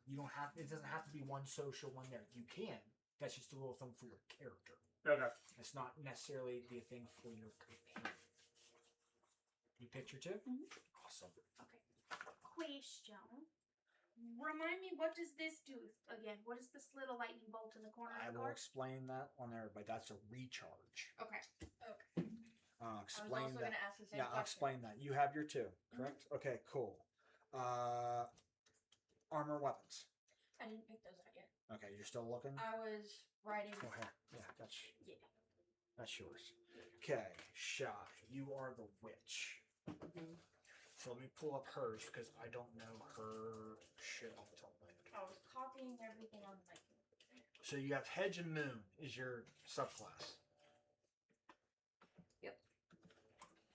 I'm going hedge. You're going to go Hedge. I was doing a little research myself to see which is which. I'm looking at. I was seeing which. I was like looking through and I was like. Which So one do I want? Hedge, herbal remedies. Moon is Knight's glamour. Mhm. So glamour, so you can pretty much disguise self is what Yeah. the spell is, or you can. Yeah, I was looking into. So when you are an ally, clear 1 or more hit points or stress as a result of using a consumable, you can increase that number by using an herbal remedy. Mhm. Okay, so you're going. That's not all. Oh no, and you have the talisman, but you have Sage and Dread, which is a new one, which is pretty fucking neat, if you tell me. So that and Sage, I believe. Let me find the Sage cards that I have all scattered throughout my damn book here. I have one. Okay. So you have yours already marked down, Aaron? Yep. Okay, cool. So let me get my sages. Will you pass that to your mother? Okay. So Shy, you get 2. So either from there or from there. 1 of each or 2 from 1. This is the domain of Dread. So that's that. And then you guys pick your armor and shit like that. So we're gonna talk about those little lightning bolts on your cards. Oh, witch. Sorry. I figured. Because everybody is massive. So you have hex. So you know what hex is. I have commune. And you have commune, correct. And then so a witch's starting. What's a witch's starting evasion?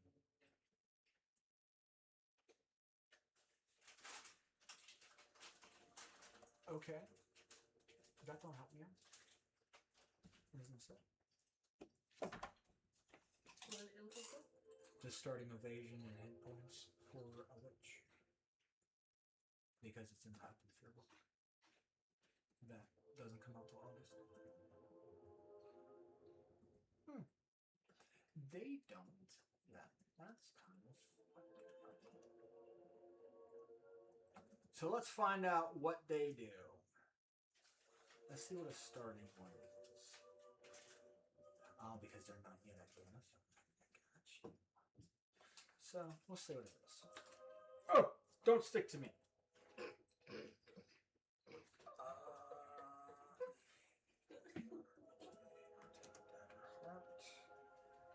Which is starting.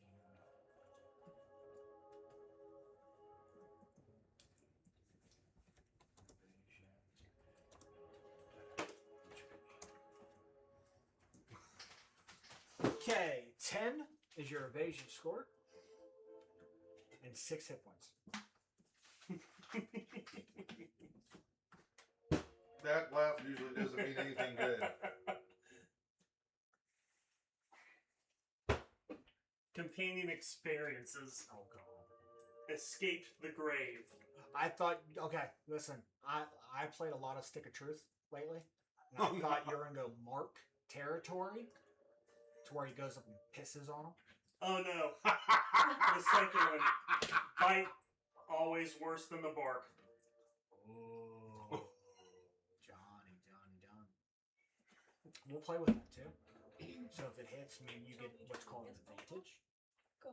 on your to hit if you successfully make that. or we might do you extra damage. I have. You get what I'm saying? Well played, Viking. Well played. Nice. So your spellcraft trait. Does it say it on your? He's a star. Oh, it does. Does it say it on your foundation? They're intimidating. Where's your foundation? Hedge. Spellcraft trait is knowledge. Hmm? So all your spells, when it says to make a spellcraft roll, is knowledge. So make a knowledge roll. Yes. So you want your knowledge attribute to be either high or at least in a pot. I mean, you don't Yeah, have it's in a Explain positive. that It's a one. plus one because my plus two Whatever. went to my instinct, which is recommended. Yeah. Because I got a feeling you and I my butt. Okay, is. so So you that's your- said if with these, I either pick both these or pick one of them. Two is your maximum. Oh, 2 cards in general. Two cards in general That's are your not bad. maximum. So either, like I said, either that one or like I thought you handed me these, and then No, is no. it all these? Yeah. Oh, okay. Okay. out of I those, see where you're out of those 6 cards, you pick 2. He's an asshole. Okay, you pick 2. You either can pick I them got from you the now. same domain I get what I'm picking up. what you're or one of each. Is pretty much that. Your limit is 2. Okay. So when it says on instinct roll, and it has in 12, so I have to roll an out a 12 with a putting with a up. 12. Somebody. You have to meet or beat a 12. No, so I have to roll a d12. No. Oh, it's on. Your spellcraft, where it says make a spellcraft roll and it says 12, Then you and I are gonna get that along means just fine. your spellcraft roll No, is it's instinct roll. okay. So you roll an instinct roll, and it said 12 in parentheses. Yes. So you roll Though your he does have a 2d12, rich taste. your duality dice. You add your You get what I'm spellcraft, saying. which is knowledge, or you add your instinct roll. If it's a 12, that spell goes off. Okay. It's pretty much like a spell DC. I don't have to worry about saving. I don't make a save unless you tell me to. Okay. So as long as you don't hit, so certain abilities, if it says make a spellcraft roll or make a instinct roll or knowledge roll, that's a DC. Meaning if you don't hit that, the spell don't go off. So that's the save. They got rid of saves, so I don't have to do a save. I might have to make what's called a reaction roll to try to take half damage or some shit. Okay. Now the cards, those little, I don't know, does your cards have any lightning bolts on, John? Both of Nope. them do. You like your abilities? You know what I'm talking about? What your bonus shit is? That would says up here in the circle. Both plus ones. No, they're both lightnings. Yes. One light. It says lightning, or it has one, and then it has lightning bolts in it. Yes. Okay. So that's a recharge. Okay. Okay. So Basically a rest. no, it's not like that. Probably like once per combat. No, it's like swamping out. Is the lightning bolt supposed to be a fear or something? No, it is a recharge or what it is. Oh, That's what it's called. But I use recharge very loosely. A tag team. Okay, a tag team is 3 hope, not 2. 3. So that person better. So a tag team is if again, I'm gonna use John and Timber. If you guys want to initiate a tag team, it means one of you has to spend 3 hope if you haven't. Once you use your tag team, say you use it, you cannot use it again until next session. You get 1 per session. Okay. That's it. So once you use it, you can't use it. Now, if Timber wants to tag team with you again, he has to spend the hope. But that means he's out. That means these 3 have to work together to do it. So somebody can overlap. You get what I'm saying? But you cannot initiate a tag team. Everybody has 1 tag team per session. Now, your domain cards. Okay, that's what they are.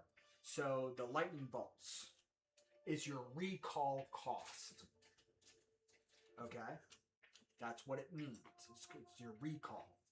So meaning, let me find recall.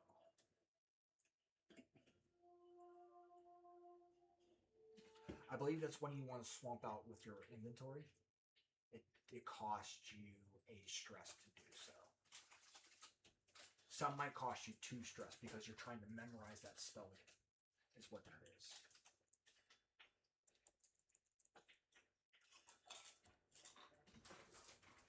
So, are these? We don't have to spend anything to use them. They're just there. Yep. So, so a recall cost shown on the card, often as a lightning bolt symbol, is next to it. It's a stress. That's how much stress it costs to swamp out of your vault. So, those like some of them, John, have like 2, meaning once you hit 5 cards, any more cards that you gain go into a vault. Right. And you're like a deck. Now, if you want to swamp out cards, you have to pay that cost This is to more- bring it in. It's like Pokemon. the retreat cost and stuff. Yeah. And Pokemon. I took Just tracker. I was literally sitting here thinking, I'm So like, make this sure you feels take more like pictures of, Pokemon or what'd you say? Union Arena. Where's the tracker? Yeah. Gifted tracker. Okay. Arian, what was your one that you took? The Which- 2 cards? Your gifted one? I- Nature's Tongue, right? Yeah, and then I have Unleash Chaos. You still have that Unleash Chaos, right? Yeah. Okay, here's your Nature's Tongue because Shy didn't want it. Okay. So everybody has their cards. Now you can hold I on have to those tracker. cards, or Aside I can from- hold on to them for you guys. I'm gonna say you have mine, Frank. I just asked that you guys take care of Yeah. fucking cards. Eventually, I will get class card. They have class decks out, and I'll get you guys each a class deck for your class. That way, you can worry about your own cards. I have spare card protectors at home. I used up all mine. I got spare ones. So these are essentially active right out the gate. Yeah, your foundation is always on. Right. Okay, I'm talking about the abilities. so yeah, you took both from Bone. Yeah. Okay, so yeah, they're active all the time. It just made sense. So my evasion is now 13. Jesus Christ, from what? Untouchable. Gain a bonus to your evasion equal to half your agility. Is it a spellcraft? What roll? It's the ability. Is it? No. No, just gain a bonus to your evasion equal to half your agility. To half your agility. What's your agility? +2? +2. So it goes up. So yeah, you get 13, and then the other one I took What's was your armor? leather. Okay. I don't get a bonus from it. So your evasion now is a 13. Yeah. Same as his. And then I see it coming. When you're targeted by an attack made from beyond melee range, you can mark a stress to roll a d4 and gain the bonus to your evasion equal to the result. What? What the fuck? Swashbuckler. Fancy footwork. Pretty much. Oh, fuck you too. But, ranger. I was thinking. I get you. You're trying to pull a Legolas off. I was thinking. No. Uncanny Well, I dodge. mean- It just kind of happened. I get you're like a half. Now, this is a thing. I didn't want to use it because it becomes a little chaotic. You can dual. No, yeah, I already said you can multi-class. No. You can dual race. Oh. You can do a mixed heritage. What the? What? You can do a mixed heritage. Okay? Meaning, say you want to be 2 species of the same type. You only get to pick one of each ability. You get what I'm saying? So like so your fairy, for instance, had what? Has 2 abilities on it, doesn't it? Your fairy race? Yes. Luckbender, wings. Yeah, you're and- right. Yeah, Luckbender and wings. So you have both of those. Mhm. Now, if you were mixed breed, I can't hold it. you only pick one. Mhm. And you pick one from the other race as well. I just didn't want that because that could be really, really fucking confusing for you guys. Yeah. Mhm. Because you can only pick one. You don't get both of those stats. Now, What are these called again? I'm sorry. Something cards. Hmm? You said they had a name, but domains. domain. So they're your domain cards. So your domain What does it say? cards are what your spells and abilities come from. Okay. So at level 1, you pick your 2 cards. You always have them. Those are part of your attacks and spells. So can I get mine back, Frank? Which ones? They were what? Ring of Blades and From what domain, my man? Help me out here. Okay, Rain of Blades, I believe, is Arcane or Midnight. Right? it's the one that has like the crescent moon underneath it. Gotcha. The other one was inspirational word from the one that has the fairy wings. Give me. So inspirational words. Thank you. Nice save. I was only asking because I was putting this all into Google Docs and I was adding No, you're good. tabs No, from yeah, everything, yeah. and I forgot what they were called. Yes, so your domains. You're called domain cards. Now, max is 5 in a loadout. Midnight, Frank. Sorry. Gotcha. I see. Midnight and Grace. I see. I only have one moon. I know he gave it back to you. I know. Somebody else could have. Okay. Who else has moon? Did you have What? midnight? Yes. What was your other card? Pick and Pull and Rain of Blades. Okay, that's why she has it. That's why you can't find it. That's why I can't find it. So I have to make a duplicate for that one for Timber Okay. of the cards, I or have it vice versa, Written down already. or whoever. Unless you want to get that card back to Timber. Timber has a copier in his house. I have a copier and I have card sleeves. So this is also a new thing too. Okay, there are what's called transformations. Those are your werewolf, your vampire, ghost, shapeshifter, reanimated, demigod. They are transformations. You don't have to take them because there's a boon that comes with the card, also a curse, like him. If he does not feed because he's a vampire, he gets disadvantage on rolls. If he doesn't, if his feed is below. So you got to keep a track of your blood feeds. I have to get up to 5 tokens. Yes. So we have ghost, we have shapeshifter, demigod, werewolf, reanimated. Does this tickle anybody? Shapeshifter. Sounds pretty cool. Okay, I'll let you look at it unless John wants to look at it later. I just want to see the demigod. Okay. Okay. So Icar of the gods. Think of Hercules. Yes. You get advantage. Okay. Advantage. Let me put it to you this way. It's not 2 dice. It is a d6. Okay? Advantage or disadvantage is a d6. Okay? You follow me? Mhm. So if you have to roll with advantage, you roll your duality dice, which is 2d12. And then you add either, if I say advantage or disadvantage, that is a d6. Mm-hmm. You either subtract it or you add it. Okay? That's what fucking Icar of the Gods does. And also makes you roll with hope. You can force a roll with fear with hope. This is demigod. It does have a boon and a curse. I also have werewolf, reanimated, and ghost. If anybody wants a transformation card. Can I see those ones? Yeah. Oh, your advantage die is always a D10 instead of a D6. Oh, here, let me put you this way. I know one by heart. Werewolf. Okay? Every time you attack, you mark a stress. Once your stress is full maxed out, you go into frenzy, meaning you attack the closest person. That is it. Every hit somebody deals on you is a stress, not a hit point. Once your full stress is maxed out on your on your character sheet, you go into frenzy, meaning you attack the closest fucking person.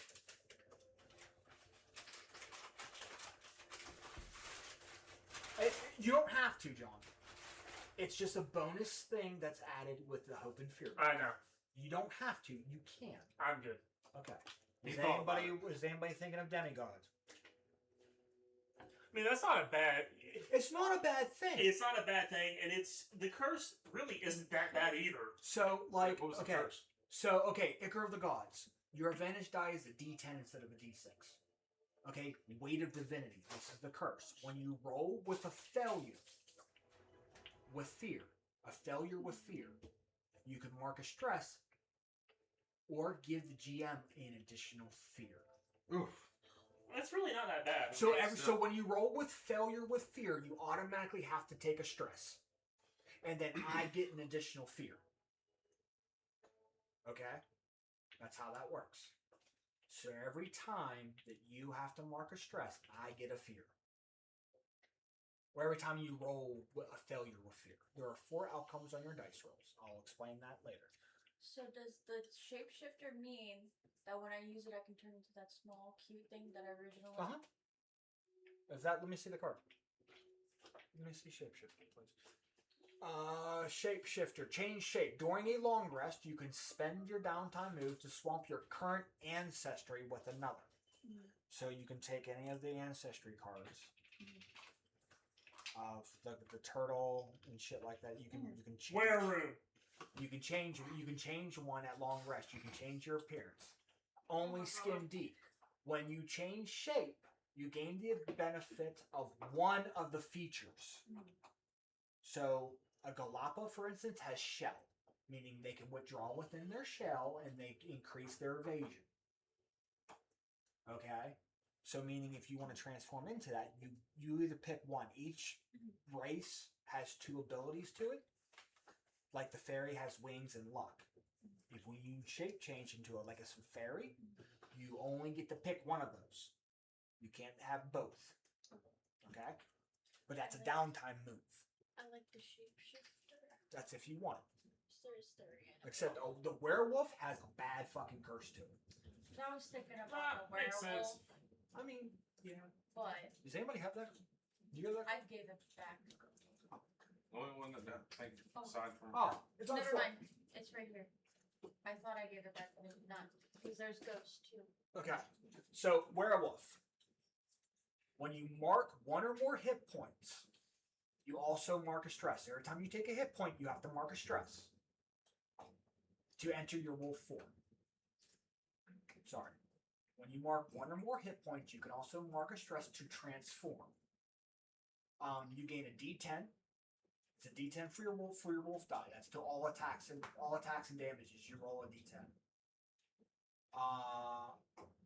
When you would gain a hope while in warf, every time you gain a hope, you mark a stress.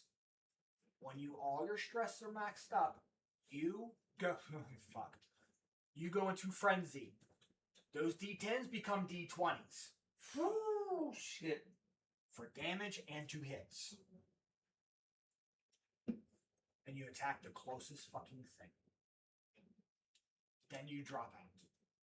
So when you go into frenzy, when you mark your last stress in wolf form, you go into frenzy. Roll the number of D20s equal to your tier, so that's 1, and automatically deal that much physical damage to all creatures within very close range.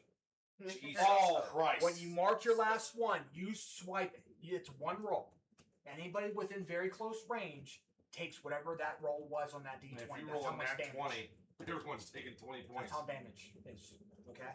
So that's fucking horrible. Then you drop out of wolf form. I'm just curious to see. Okay?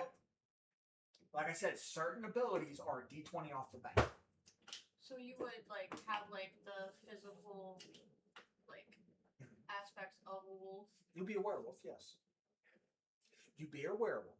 So when you deal 1 or more hit points, when I deal to you 1 or more hit points, you can choose as kind of like a reaction to mark a stress and transform. And you get a D10 on your weapon, like your weapon attacks are D10s. Does that make sense? A mushroom turned into a fucking werewolf? That's kind of weird. Could you imagine how scary that would look? I Can we can. play with it? Where's Shrew? If you pick it, you pick it. We're not playing it as a test point. Sorry, Timmy. No, I mean I mean, how cool is you transforming into a fucking weird version of a fucking yeah. piranha plant from Mario? Yeah. No. That's what I meant by I mean, play she's a with mushroom. it. I was thinking, Audrey too. Yeah. That'd be funny. no, a very fucked up clicker from The Last of Well, Us. Don't know that. Okay, so I don't want to click on this. I mean, I think I understand it. It's kind of like a liquor in Resident Evil. no, clickers, they have these hard chitinous mushroom heads, and Okay. they click, making echolocation. If you're caught in it in the game, you're attacked. Yeah. Kind of. This is what her characters Kind apparently of. look like. Gotcha. Is Kinda, yeah. Yeah. is that what you're going for? Yes. Okay. I don't Swap fucking out care. the Shapeshifter. You can attack and hurt a lot of people. Hand me that shapeshifter back. Hey, Frank, can I go sword bag over there with you? What do you want? I bought a candy bar earlier. Oh. Yep. Well, I got But yeah. peanut butter sandwich over there. Okay. Why don't I just have that pulled up? I like that one.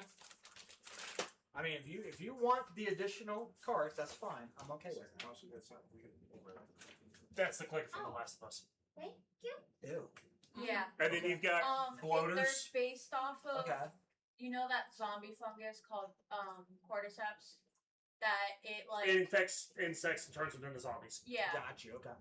yeah it like it kills them but it like moves their body. Okay. That's what they were based off of. Girl, you know. Yeah. Got you. And then Hunters. this is the That's a good way bloater. to say it.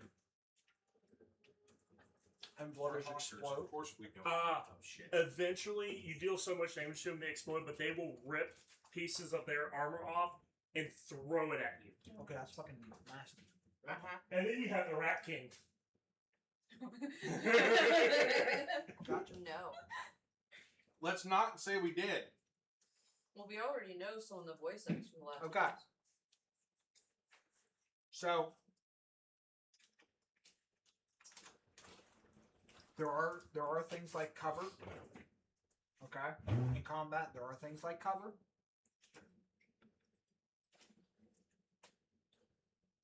Cover. When you cover or duck behind either a tree or a barricade, whatever that is, I roll with disadvantage. That's what cover is. Okay. All right. Downtime. Okay. You have short rest and long rest. Okay. Short rest. When the creature stops to catch their breath or wants to take a break, about an hour is a short rest. Each player can swap any domain cards from their loadout from their vault. It means you can't change shit now. You have to have a vault in order to change stuff out of. Okay? And you get to pick 2 things out of the list. 10 to wounds, which is a D4 plus your proficiency, which is 1. D4 plus 1 of hit points. D4 plus 1 of stress. You get 2 options. So that's 2 that's 2 out of the 4. Repair armor or prepare. So prepare armor, 1d4 plus your proficiency is how many armor slots you can clear if you use any of them up. And prepare. You have to prepare yourself.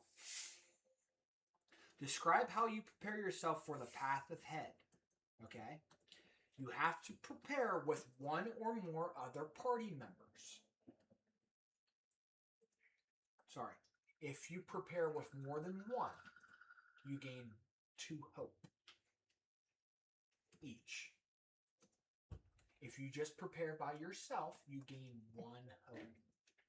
Okay? Get it? Got it? Good. I get 2. I'm gonna rewrite that down later. Yeah. You might have. I don't know if I have. You might have it on your sheets. So short rest. I have the DM list of what shit does. So I'll have that if you guys want to take a short rest. So you pick 2 options. 10 to wounds, which is a D4. Everything's a D4 minus prepare. Okay.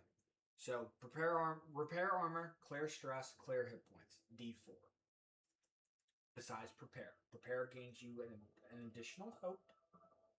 Unless you prepare with more than 1 person or 1 or more people, then it's 2 hope. Okay? It doesn't go higher than that. 2 hope is the max. What do you want to do a long rest? So like bed down for the night. 10 to all wounds. All hit points are cleared. Clear all stress. Repair all armor. Or work on a project. So, that could be creating a recipe for a potion, blah, blah, blah, blah. You get what I'm saying? That's what that is. There is an additional one with the Age of Umbra. You have an extra short or long rest of thing, and that is called Keeping Watch. So if you're not by a sacred pyre, one of you fuckers have to do it. Okay? Has to do a Keeping Watch. Just 1. Not 2. Just 1. If not, I roll a die, and you roll a die, and I'm not telling you the number, and you're not telling me your number. You tell me whether or not you want to use my roll or your roll. If it hits a certain threshold, meaning if it's 12 or higher, my shit goes off. So either you pick or I pick. Secretly, you slip in Devil's Snare. Good Yes. luck. That means you don't get, something fucking happens to you, you don't gain a long rest. Okay? You get what I'm saying? Mm-hmm. Well, that might be beneficial for me. My Now, I get 2. this is why. What? I during downtime I am with an elf. I get 2 downtime tasks. Everybody gets 2 compound dice. No. I get an additional one. Okay, you get an additional. Celestial trance. During your rest, you can drop into a trance to choose an additional downtime move. Okay. So you get to pick up 3 then, if you go into trance. Okay. So working on a project could be crafting a new weapon, whatever. Making a recipe, crafting a potion, stuff like that, okay? Now,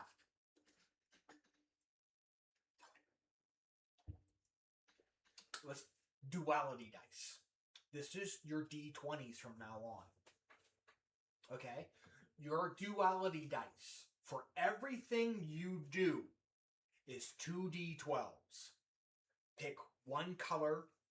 They have to be opposing colors or different colors. One needs to represent your hope. One needs to represent your fear. Okay? That way you differentiate from the 2. Okay? There are 4 possible outcomes for every roll. There's failure with hope. Means you don't get what the fuck you want, and a bad consequence happens. That's like the ultimate bad. That's a critical fail. Okay? Think of that. Okay? You can do a failure with hope, meaning you gain a hope, but you don't get what the fuck you need. Okay? Is that you everybody following around so far? Yeah. Then you have sorry, hold on. Let me just read their fucking shit. Because I just fucked myself up. You got your weapons and armor? I'm doing them now. Yeah. You got yours too? Steve? Remind me of the gambeson. What am I supposed to put for my armor? It says 5 and 11. Remind me how that works. That's your thresholds. That goes above your hit points. You see, okay, on your character sheet, you see your hit points? Minor damage. There should be a box. that says Yeah. You see how it says there's 2 white boxes above your hit points as far as thresholds? Where it says Like the major, space. Minor, major, and Yes. severe. So that's what the armor is. The low number goes first, then the high number goes second in those boxes. Oh. That determines how, when I deal how much damage, that determines whether or not you take 1, 2, or 3 hit points. Oh. Now, I think everybody here has magic. So, arcane. You don't have any magic. You have all abilities right now. Your weapons are not magical either. So you're safe when you do, because you're not using any magic. So Everybody else who uses magic within a settlement can get fucked up real quick. Just forewarning y'all. just like Y'all I pick just fucking put spellcrafters. Besides for you. D- But you do have a spellcraft. plus three on I do. freedom magic. So Just if you, whether I so use like it your or not. Rain of Bloods, or your Rain of blades. Rain of Blades. Is the strongest with it. Does it say you create magical fucking blades that come out? Spend a hope to make a spellcast roll on conjure throwing blades and Yeah. strike out. You pull, okay, so you pop that move out in a middle of a settlement, they might hate you and cast you out. Or they're going to be strictly afraid of you and will not speak to you. You get what I'm saying? Because the other one's an ability. Right. Okay, so let's talk about rolls. Everything's in sections, and I love it because it's fucking color coded too. I love every second of it. So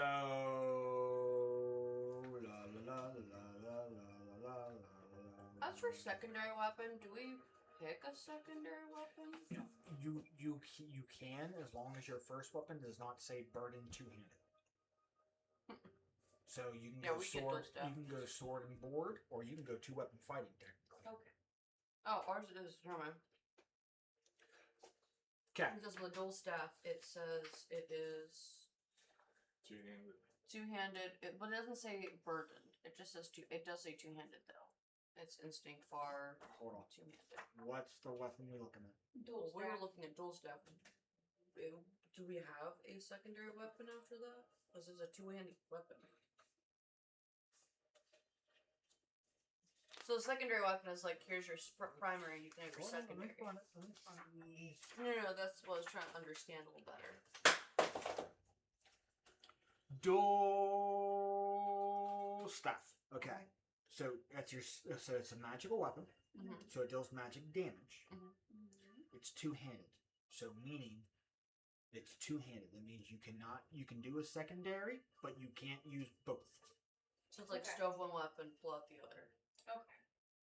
Now, is it like old D&D 5e? It's an action, a stow weapon, draw a weapon. Well, not really. It doesn't really do that. It might create a roll depending on what it is, or you might have to mark a stress in order to do it, depending on the situation you're in. Gotcha. Switching weapons in and out of combat, like going into combat. Hey, like we start a new round of start a new combat, and maybe you don't want to use a bow or a sword. You want to use your other secondary weapon. That's fine. If you're in the middle of combat to switch, like say you go from sword to bow, I might tell you to mark a stress in order to do that because you're in the middle of combat. It's stressful enough to try to draw your weapon. You get what I'm saying? Yeah. Yeah, if it's two-handed, you cannot wield a secondary weapon in hand. That's why primary is your prime hand, secondary is your off hand. So that's why you can go sword and board if you really want to. Okay? Now your rolls. Because I didn't want to twist my words. So failure with fear. Okay? Means it doesn't go well, I gain a fear. So it tells you, describe how things go wrong, a major complication or a sequence as a GM move. Any roll with fear, I gain a fear, and then I can take an action right after. Okay. Now, if someone says, say, example, which one was it? I think one was like you roll with hope for like speaking with plants, and if it goes awry, so you're trying to whisper to them, and instead, Okay, so say what does it say? Is it one of her abilities? it's one of her abilities. One of So your we'll abilities? give it Nature's hope. Tongue? Hope. Yes. Yeah. You can speak the language of the natural world. When you want to speak to the plants and animals around you, you make an instinct roll 12. Okay, that means you roll your duality dice, add your instinct modifier, and if the outcome together is a 12 or more, then the ability works. If it doesn't, no, it does not. On a success, they'll give you the information they know. On a roll with fear, their knowledge might be limited or come at a cost. And that's where you come in. That's but where I come. Correct. So you have a failure with fear. That means something horribly goes wrong, and I gain a fear. There's a failure with hope, meaning you don't get what you want, but you gain a hope. Okay? Then you have success with fear. I gain a fear. And you get what you want, but a minor complication happens. Okay? And then you have a success with hope. A success with hope. You get the excess. You get what you want. I give you a little more. Okay? And you gain a hope. Okay? If you roll what's called a critical, you gain a hope and you clear stress. Nice. Okay? That's only if it doubles the same number, right? Correct. So on your duality dice, if you roll 2 1s, 2 12s, 2 2s, whatever, that is a critical hit. Oh. Okay? That is a critical success. That means you gain a hope and you clear stress. That's it. So when I was Okay. fucking around earlier and I rolled double nines, I've rolled a lot of doubles for you guys. I picked out. I just rolled double sixes. Okay.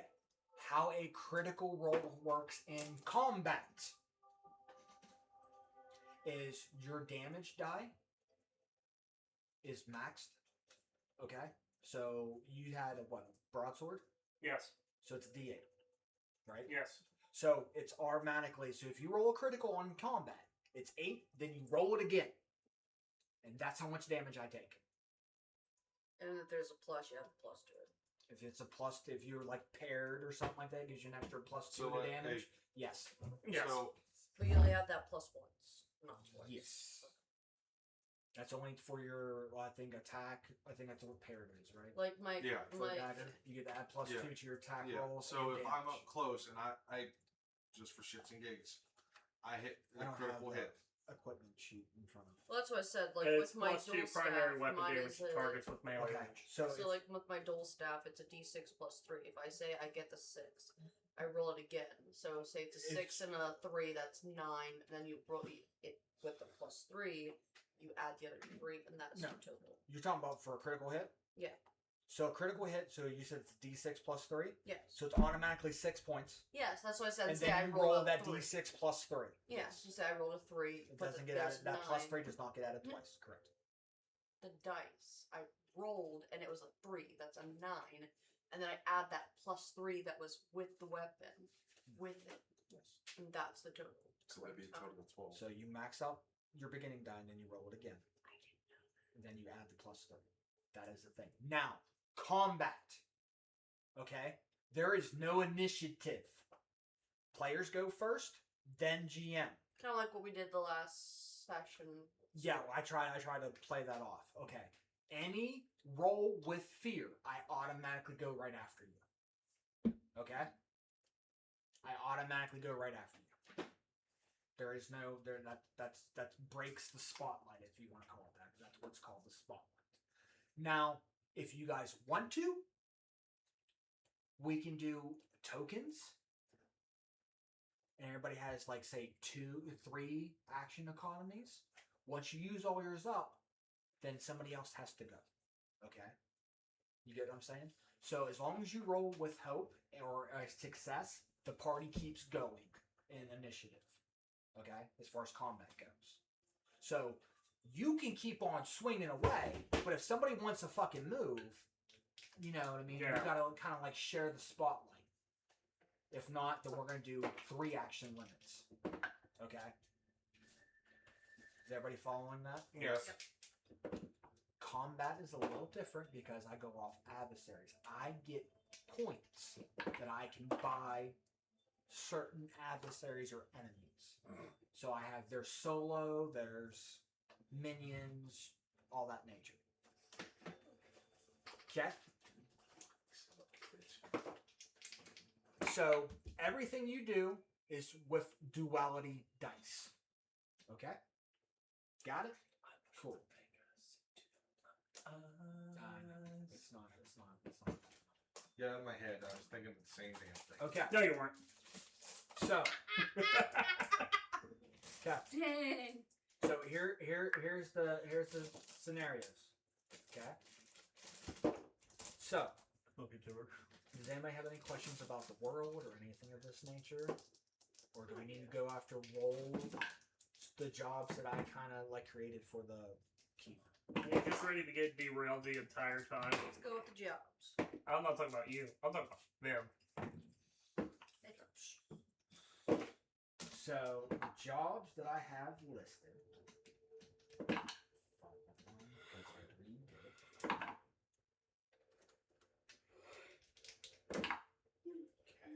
So this is the intro.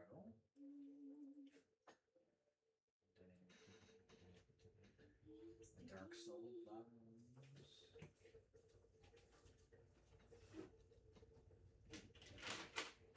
So you guys are around the first pyre ever created. That's the keep. That's the God King. That's where the first ancient civilization took that and made the first sacred pyre. Now again, there are many sacred pyres around the whole fucking around the places. Some are smaller, some are bigger. Some are building themselves. Ooh. Okay, so the roles. We have the Ash Seer. Okay. Responsibility for reading the smoke and ashes of the first pyre or prophecies for warnings. For signs of warnings are there.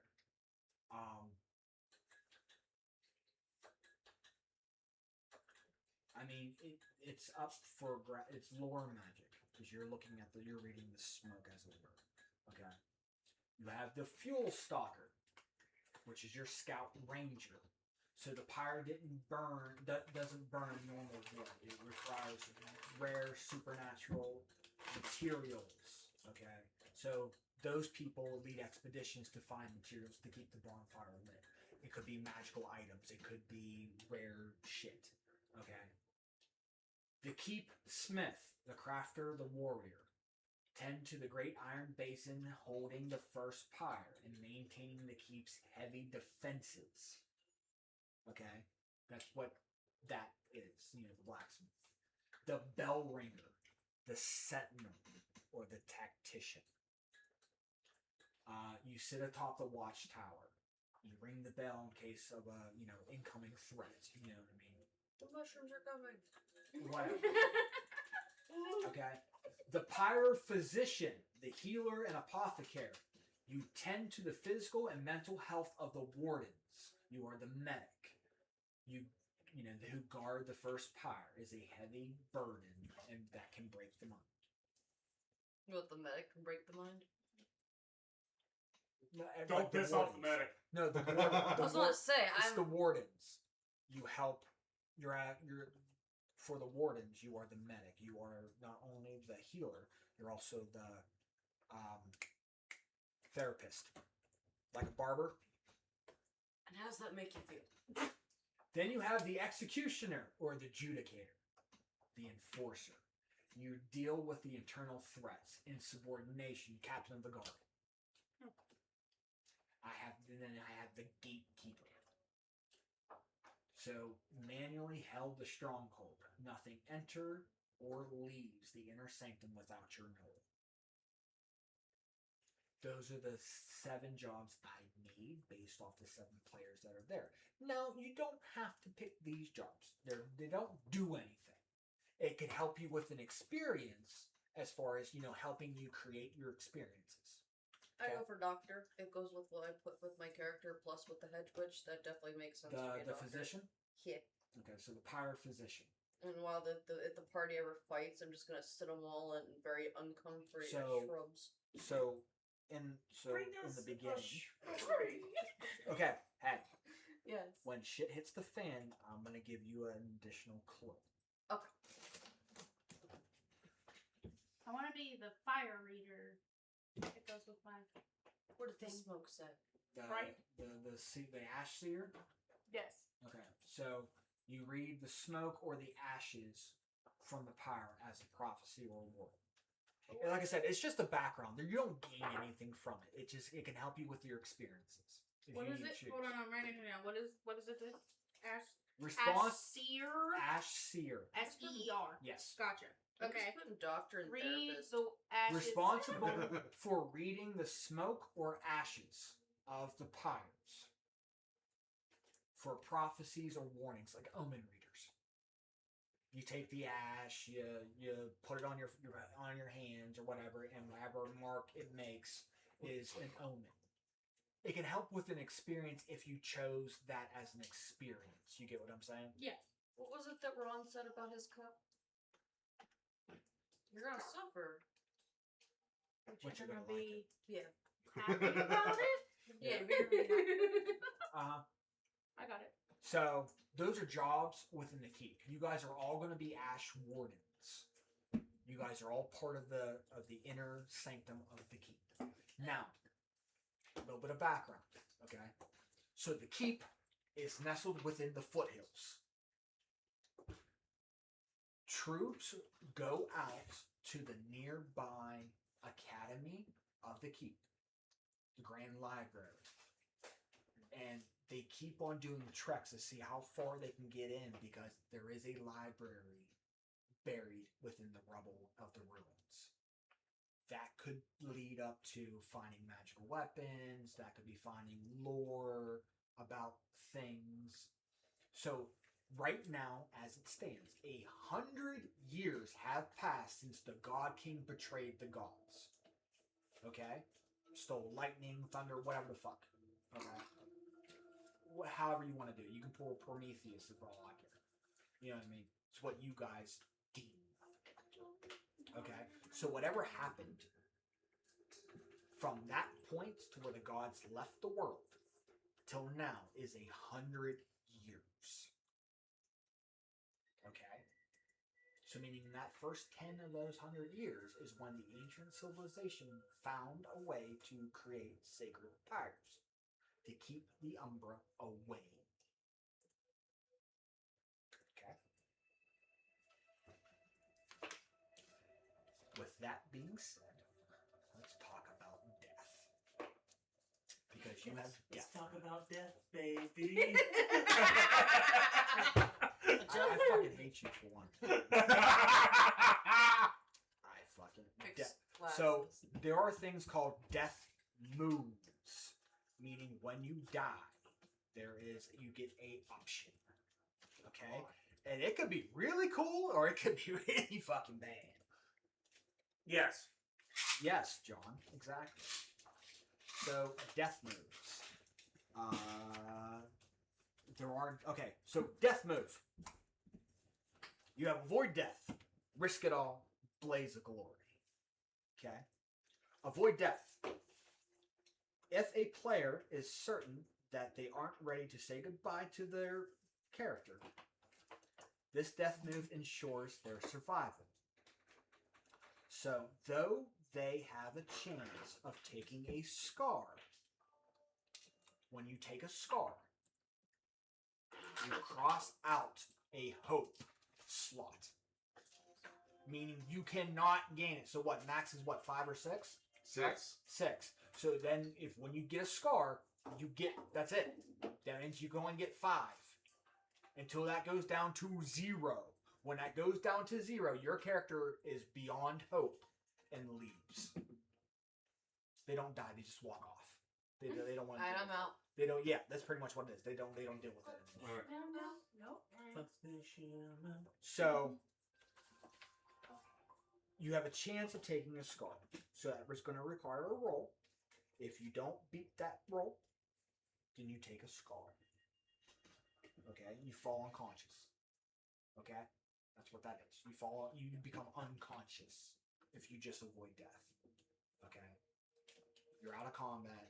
You're unconscious. Then when somebody administers a potion to you, whatever, that's going to require a roll. If that player who is being revived does not beat a roll, they gain a scar. Okay, scars do power you up. Okay? Risk it all. Risk it all. Okay?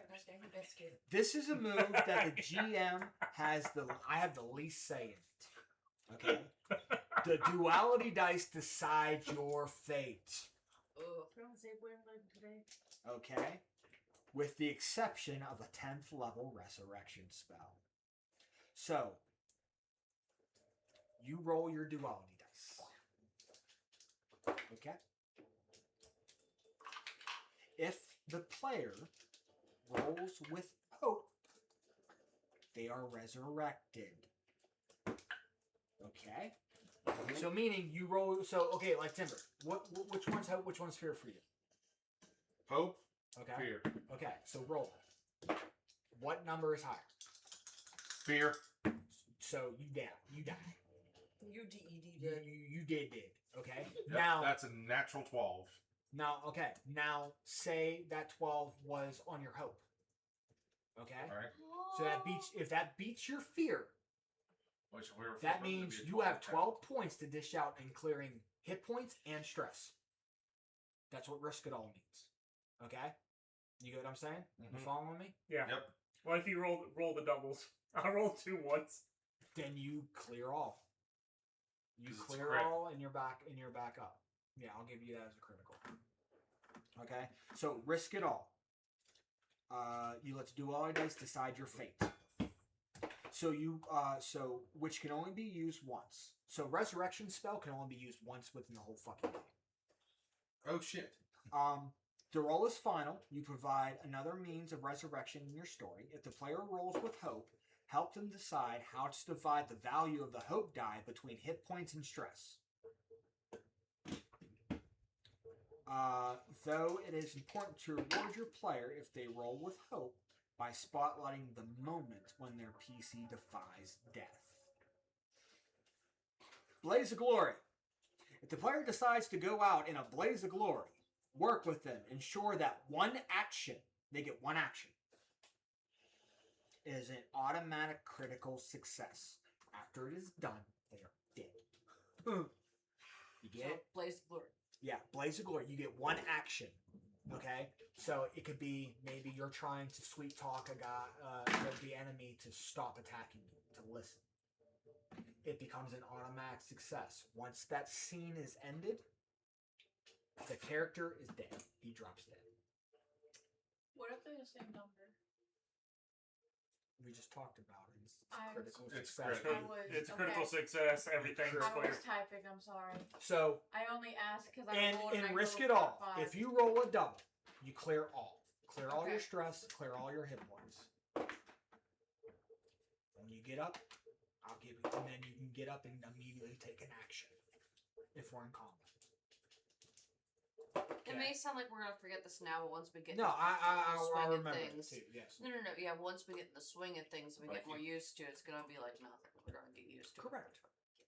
I was only asking because I picked 2 dice Yeah, and then I 2 dice. rolled and they both landed Or on sixes. 5. Nice. But I was typing whenever you guys were talking, so I wanted to make sure I was catching up.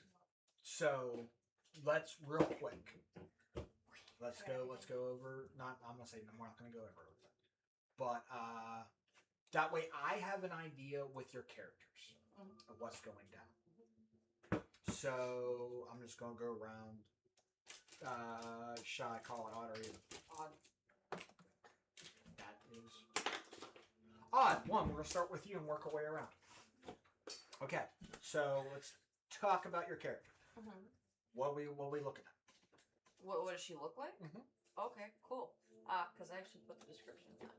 So, unless you guys don't know what the heck these look like. So she is a fairy, but she's more moth-like. She is the mix between a poodle and a polyphemus moth.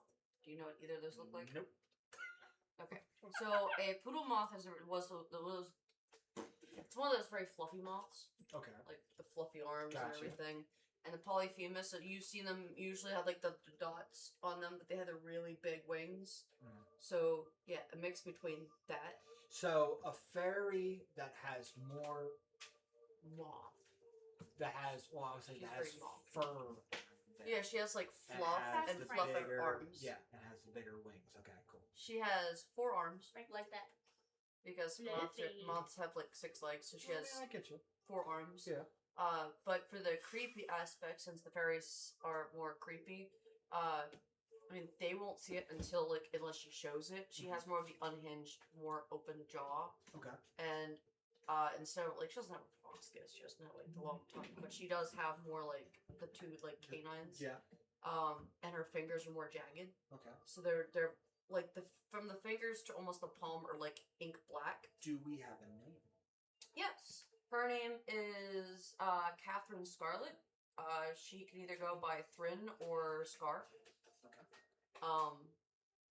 She is. Now this is general knowledge for everybody. Yes. You guys are all Ash Wardens. Yes. Now, if there are relationships you guys want to work together with, as far as knowing, you guys all know each other. It's just depending. I know the doctor, so. You're right. So you know everybody's shit. The fun part, though, because how her outfit is, I put it in the flowing part where it says description for clothing. So it's almost. I'm gonna take an aspect from Hasbin Hotel. And what's your armor? It's the. Gambison. Yeah. We'll talk about it. We'll get it out in the But while she walks around, she looks like she's in doctor's robes, but she also has her wings tucked like a doctor's cloak. She's short for being like the medium class. She's actually like just at 5 feet tall. But she's also not sickly thin, but she is thin. Like a moth, her eyes are dark, so she has like a her eyes are like the night, is in the descriptions for the eyes, and her colors are obsidian and wisteria. Does anyone not know what wisteria looks like or the color? Yes.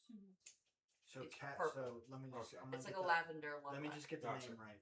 Catherine Scarlet. Yeah, Kathryn. Scarlet. And then you're gonna be the physician. Yes.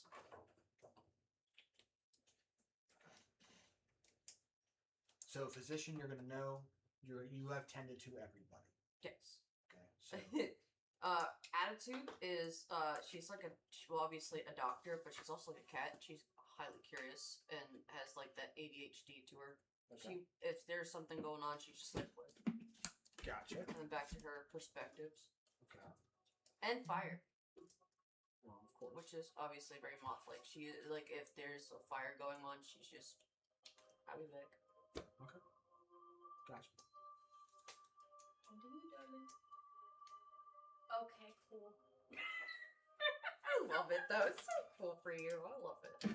So, I'm not gonna go off on that. I did pick them, kind of. Yeah, that just helps you with creating like your description Okay, cool. and all Yeah. that other shit. Cool. That you don't have to do that. So you're the fungal, and then you were the witch, Yes. and then you're the sorcerer. Oh, she also has those giant fluffy Antennas, right? antennas. Okay. Shit. Hold on. I hit some. Okay. So, those of you that don't know what a bloody tooth mushroom is, this is what they look like. Do you see it on the camera? Can you see it on the camera? Yeah. Okay. That's what they look like. So pretty much a white cupcake with red dots all through it. Yes. But it looks like they're bleeding. Yeah. Yeah. Okay. Okay, and now imagine that, but in eldritch horror. You want to show the class your art project? No, I got you. So, like, kind of, the only way that I can, like, think of to So describe fucked it. up version and horrifying version of Groot. Yes. If It's you was kinda a like A zombified Groot. a Gotcha. fucked up Groot mixed with, like, an iron golem from Minecraft, right? Kind of thing. Okay. Here's, share with the class. Okay. Share with the class. That's kind of scary looking. Okay. Share with the class. Okay. Cool.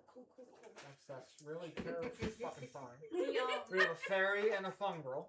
the, every little pore thing, there's like a couple of them that are actually eyes. Hold on. So, I mean, when I said you guys can be all fucked up looking, I mean, there's one main big one that it uses to actually like a beholder. see. Gotcha. Yes. Okay. But I only drew one extra one. But there's supposed to be like oh a my couple God, you're gonna extra scare ones. every fucking little kid. Frank, there's a reason our episodes We're are gonna not tell for her anyone to under crouch 18. her where she goes. She's gonna go like this. That's gonna be really fucked up. Well, okay. So like the eyelids match the red pores. Yeah. So it's hard to So- tell what eyes what. Yes. But there's only like a couple extra ones. I don't have an exact thing because I didn't draw all of them. All We'll of just it. say kids. But yeah. And then when you can't tell what its mouth is, but when it opens up, that's what it looks like. Okay. It's like a rock'em sock'em robot. Yeah. Or a hungry hippo. Yeah. Both. But it's kind of like, although it looks horrific, it's kind of like a gentle giant kind of thing. Mhm. He can't help the way he moves. Yes. Well, okay. Now everybody, no matter what your race is, everybody speaks of common. Whether or not it's broken common, because of that. But I know you have a specific thing. Yes. So that would be everybody in the party. I would say nobody can understand her unless you eat from her. Like I give you a mushroom or a piece But you of don't meat. know that yet. But you don't know that yet. Well, I mean, the druid will, because the druid can talk to plants. Okay. Yeah. So- So I can talk to you. So one person can talk to me right now. So that I would say that's your rocket to Groot. Is your druid. Hey, look, we get the first grouping of this. Yay! Yeah, I have a buddy. Everybody else has to, What you know. else? I would Everybody. say, what role would you have within the keep? I don't know yet. Okay. I would like to go back to them again. Okay. It rings the bell. She's like, ding, So, ding, ding. so the seer, which is what Arian shows, Mhm. which you understand the smoke and the ash as Signs. signs of omens. So you are very flammable, so I don't know that that's a good choice. Well, for each you. one. Okay, so each job, you have there's a secret thing I'm going to give to you. Okay, there is a secret thing that's going to happen that sets this campaign off, and you each are going to have a secret clue based off. You should have read the signs, or if you were the fuel stalker. So you lead the group out to find stuff. Okay. So finding rare items or magical items to help fuel the fire. Okay? That's the fuel stalker. Then you have the crafter and warrior, the smith keep, or the keep smith. So you deal with the defenses around the keep and around the bonfire and the keep. You have the bell ringer for 7. You stay on top of the highest watchtower to, and you ring the bell for signs of warning. That comes. The physician, the executioner or the judicator, captain of the guard. Then you have the gatekeeper. You guard the gates. Within the inner sanctum. Nobody leaves or enters without your knowing. Can I please leave? More like Hawkeye. You know who comes and goes within the keep, within the inner sanctum, where the pyre is held. Okay? Is You that- guard the doors. That one. Okay. So manually hold the threshold. Nothing entered or left in the inner sanctum of the first pyre without your seal of approval. So you do not gain people entry, nor tell them if they're allowed to leave without your approval. Okay. That's if anybody who enters the inner sanctum where the pyre is held. You are its guardian. Okay. Okay? If you want to change that shit around, cool. I just need to know. Okay. Okay. So you are the gatekeeper. What else? Let's hold on real quick. Before we continue with yours. What about experiences? What's your experiences that you chose? That In way the background? No, your experiences. What you have to decide. Sorry. I didn't know what to put for experience. Okay. What so do you mean? Your experiences or your skill checks? Okay, so I'm gonna put you this way. Experience points is a +2 bonus on shit. Okay? Depending on how you use it as a narrative. For example, do you have any experiences, Liz? No? Arian, do you? We had one Apex Predator for my first one. Okay. I don't really remember what the fuck that is. Okay. I mean, Either? do you have are you full tilt? Yes. And you're full tilt? Yep. Okay, John, give me one experience of yours. I know your type. Okay, explain that to me. What does that mean? Knows people, can see past their Insight. yes. Okay, so that's an experience. Okay. What would be the good one for a doctor?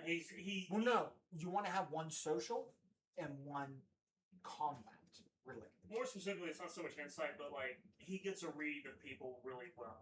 So yeah, kind of an insight, but you know he's going to act differently to somebody else. If he gets the impression that you're going to be a dick, he's going to be a dick right back. Okay, so what that means is what that means is if there's like a presence roll or some type of roll of like that, if he uses it in the narrative So situation being that's going arrogant. on, and he explains yeah. that to me He's gonna call it bullshit. narratively based on what he's explaining, is I know your type. So it could be, you know, a bar or you know, you guys go into like an item shop and the guy's being stingy with his fucking things. He can roll a presence roll, burn a hope to use that experience to get a +2 on the roll to try to talk to go, hey, you're just a bullshitter. So where do we? Is it in this? What do you mean? No. It's You No. don't find it No. anywhere. You just create it. You Oh, you create create it. Oh, Yes. okay. Okay, so I just came up with another one for my character. I call it Fire Starter, and it's going to be my more social one. Breaking the ice. No, Now causing She's man. going to can call it start bullshit. fights. Oh, you're our chaos goblin this time. The instigator. Yes, I can immediately pick up on your insecurities and start I attacking can play you. off that. I'm the therapist. So- I can be the little trickster. Here, I'll give you guys examples. She's the shit starter. You're the shit solver. Gotcha. Hold on. So okay. How did she make? So you feel? experiences. So you have. So they broke it down in depth. So you have backgrounds, characteristics, specialties, skills, and phrases. So I'm gonna pick one of each to kind of help you as far as what experiences they're talking about. So a background. One experience is assassin. So if they explain how to use their experience.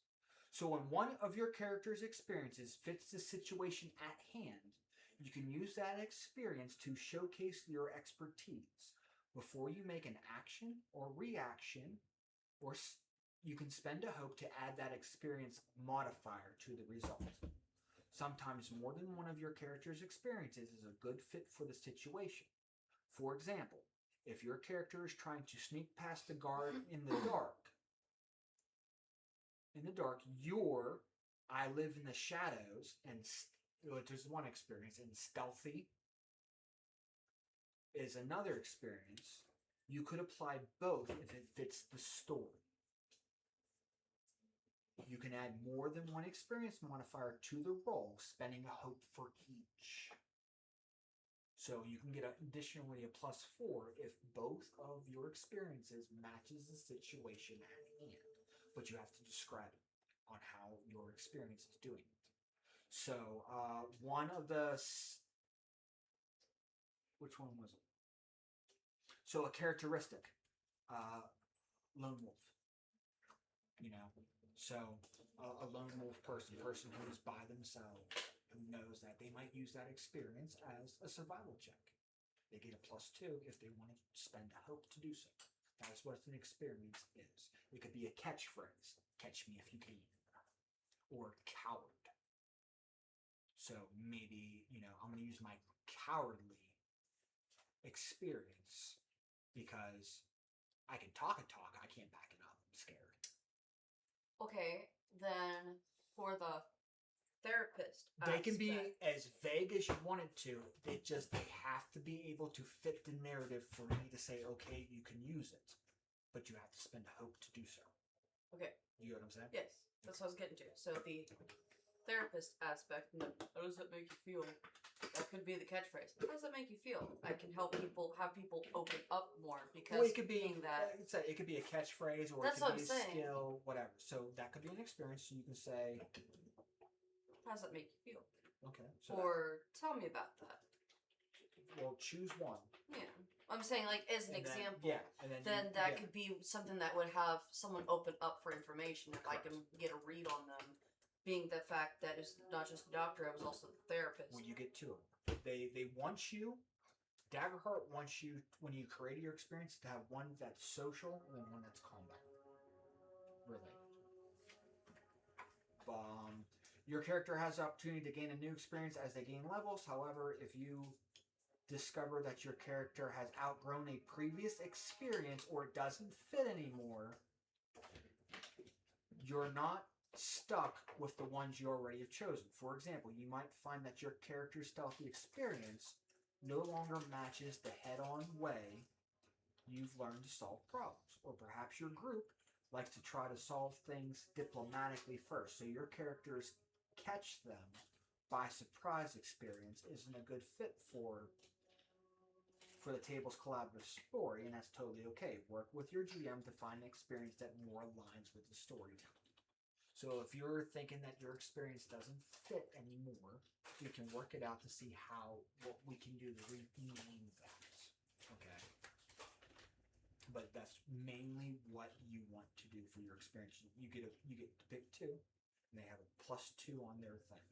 In order to use your experience, you first have to tell me whether or not how that experience fits narratively within the situation at hand, within the scene. Okay. I make that final judgment call on whether or not I think that's suitable. And then if I say, okay, cool, then you have to spend a hope to get that +2. But if both of your things do it, you have to explain how both of those work in that situation. You got to spend 2 hope to get a +4. Okay. And that's for any roll. It just doesn't, you just can't add I'm trying to think of. You can't add that to damage. So maybe as a healer, maybe physician, good with a knife. Any sharp object, you can use that in combat. You know your blade. So maybe you can spend a hope to use that to get a +2. Surgeon, physician. Surgeon. Yeah, so you're good with tools.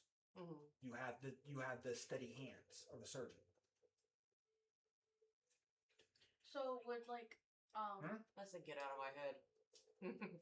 Because one was gonna be something along the lines of that, because it turns from more of the I'm the doctor to I can really fuck you up, and the other one was gonna So be maybe like, okay. So maybe we can use. So one experience could be what's the daft hands? deft hands. Deft hands. DEFT. Yep. Yeah. Deft. So you're really good with your hands, or steady hands. So that can help you with shooting a ranged weapon, casting a spell, or picking a lock. You have steady hands. And then if you want to go more of the mind, your other experience could be just straight out therapist. So you could fuck with somebody either way mentally if it fits. You can get in their head. So you might have to not say words. Maybe you move a certain way because you're reading no book. Don't judge a book by its cover. Could be another experience. You can name it however, as long as that's if it fits that based on how you describe it to me. What's the thing where they do it? Parents sometimes do it to kids. They'll Reverse tell them, psychology? Yes, the reverse psychologist. That could be one. Cool. would You said that, I was just thinking, I brought you to this world, I can take you out. I mean, that's one too. The other instinct. I mean, you can play that too. Because I mean, if you think about it, it's also like how you If can it do vicious fits- mockery. Pretty much what it is, but that you have that you get that +2 on your rolls. You don't just get it to deal with extra damage or shit like that, but you have to spend a hope to do so. Okay, just would remember like that. camouflage or like hiding in plain sight be one? Okay, cool. That's an experience Because I was because thinking, you are fungal, so yeah, you could hide in plain sight. Because I was thinking, have you seen The Ritual? The Yes. movie? Don't remember. It's really good.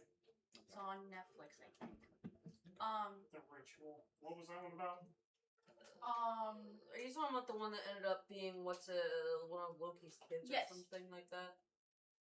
It was Yes, I've seen yeah. that. Okay, so you know how the farther they get into the woods, you can The more fucked up it gets. well, no, like if you pay attention to the background, it's always watching them. Yes. So you don't know that until you're like, oh wow. But you don't know it until it moves, and then the camera like follows them. That kind of thing. It's really cool. You should watch it. No, but like if that's an experience, hide in plain sight. That is an experience. But You that's have what I to was like. Thinking. describe how your fungal sorcerer Mhm. does that within that situation. You have to describe it and how it works. If I accept that, Mhm. then you can spend a fear and you can get that +2. Okay. That's the only way it works. I have to pretty much okay it, and if it fits narratively, I'm gonna let you have it. You know what I mean? So you get 2 experiences starting out. So that's one. What's the other one?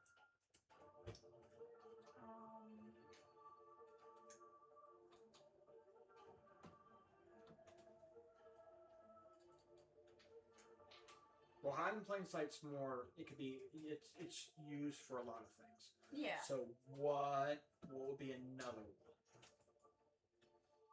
I mean, you're a magic.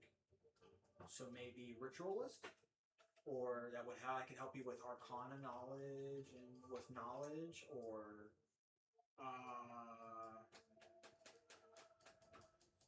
I mean, you guys can all pitch in too to help out. I'm We're all doing this narrative. I'm trying to think. Like, it could be as vague as you want it to be, as long as it fits narratively. You can use it if you spend the appropriate. Is that a cost. +2? It's always Okay. There'll always be double check +2s. You get 2 experiences starting out at +2s. That's it. When you What's level up, psychedelic? you can increase it to a +3, or you can gain another new experience. Idea. She kind of likes the idea of it. We just gotta figure out how to like tinker it. It's psychedelic. Psychedelic. Because mushroom. Okay. I get what you're saying. Maybe the spores on you create a pheromone that can fuck with somebody's mind. That could either get them to be charmed by you, or be afraid of you, or That could be It used in drop their combat guard. or Yeah, social. that's both. Yeah. Or That's it's ethics. like their mind goes. Tell us, right? I don't name that. Damn it. Maybe I would just say psychedelic. maybe psychedelic spores. And that's what you do is you use your Or spores. even if it's the Mind fact fuck. that like with the We're just fact gonna that do they're that like for the right now. No, I got it. Mind games. Which It's is almost like using your Crown of spores. It can even be like Crown of Madness. Which is using your spores. It doesn't. That's not what it's going to naturally do. No. It's- You got to explain how that works gonna say, in the it'd be more like- situation in order to gain that. Okay, so we got a gatekeeper, fungal, who can hide in plain sight and use the spores on her To make people trip out. to mess with somebody's mind to change the attitude or whatever. From hostile to like. What name do we have for the creature? I just pulled this one out of my ass. It's nothing. Mushy. Captain Mushy. Okay. With an eye. What's the name? Mushy with an eye. MUSHI. Because I couldn't think of anything else. Okay. I like it. I know it. It's very intimidating. It's like calling the big guy tiny. His Yeah. name is Mushy. Where's Mushy? All right, Arian. What we got? We have an elf. No, yeah. Nope. Nope. Infernus. Infernus. Ooh, look at you playing in Tiefling. I'm proud of you. So Infernus, which is going to be really interesting because you can wild shape. Yes, then I hope to do. That's a classic one. Okay. So does everybody kind of know what Rhea Ripley looks like? Yes. Nice. Are you a real Ripley Tiefling? Just like. Essentially. Girl. But a little bit more on like the curvier side. Oh, We're you talking talking like and muscly. Go, girl. we're talking like poundage wise, like 220 to 30-ish Nice. range. I kind of want her skin to look like that.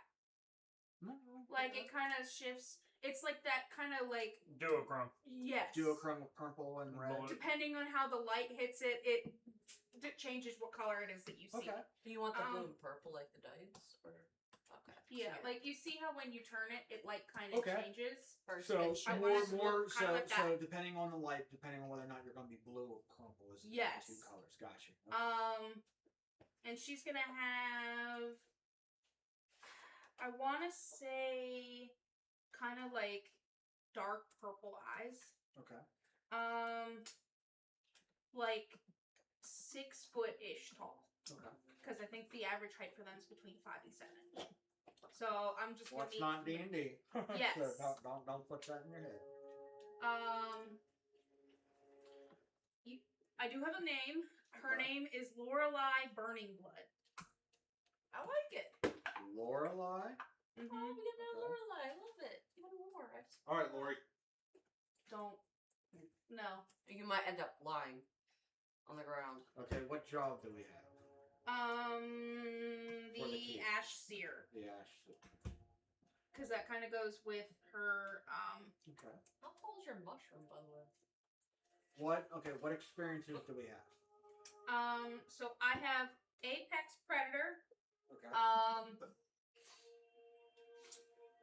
That's your so that's your your bestial sense Yes. of wild shape. Yes. Is you become an apex predator based on your wild shape, and you can use it to how it works. Gotcha. Mhm. And then the other one I told you about, it's Firestarter. Which So is that one's more going to of be your social instigator. one. Yeah. Okay. I'm a bit of an instigator. Gotcha. just make sure that's how you guys play your characters. Yeah. Shit starter, shit solver. So we have what armor are we looking at? The Gambus armor. Okay. Gotcha. Yeah. So that person who studies the ashes, so good enough how that works with the fungal who guards the door, guards the thing. You're like the main person. You go there daily, if not twice or more than one a day, just to read the fires and read the smoke and read the ashes that burn. Be like, hey, you need to put more wood on this. So, well, yeah. So that's more of a good. You get to interpret the signs of omens. So you're an omen. I got it. Okay. An apex predator fits the situation with the bestial sense of your thing, and then the fire starter, which is relentless the instigator. Got it. Okay. Awesome. John, what we got? We have a human. Yes. He is a hard-faced man in his early 30s. Carries himself like someone who spent more time preparing for a fight than avoiding one. Stands slightly forward, lean, as though daring world to take a swing first. Okay, so very daring. What class do we have for you? Ranger. Ranger. And you're a beast companion. Yes. Lean but powerful built. Labor, violence, surviving places because of the Wonderborn, where things should live. Dark hair, mangled. He doesn't really care about his appearance. Okay. His jaw is set crooked. It's been broken a few times. Okay. Scars from his ear across his cheek. It goes through a beard that's matches the hair. It's just unruly. Scars on his hands and arms. He's You've been seen been at battle. yeah. Or scuffs. You've been in scuffs. Yes. Okay. As Been through the shit. as for his name, it is Alexander Glass. ALXZANDER. Why didn't I change the name last minute? Okay. And his beast companion is a gnarly cane corso named Gallows. Nice.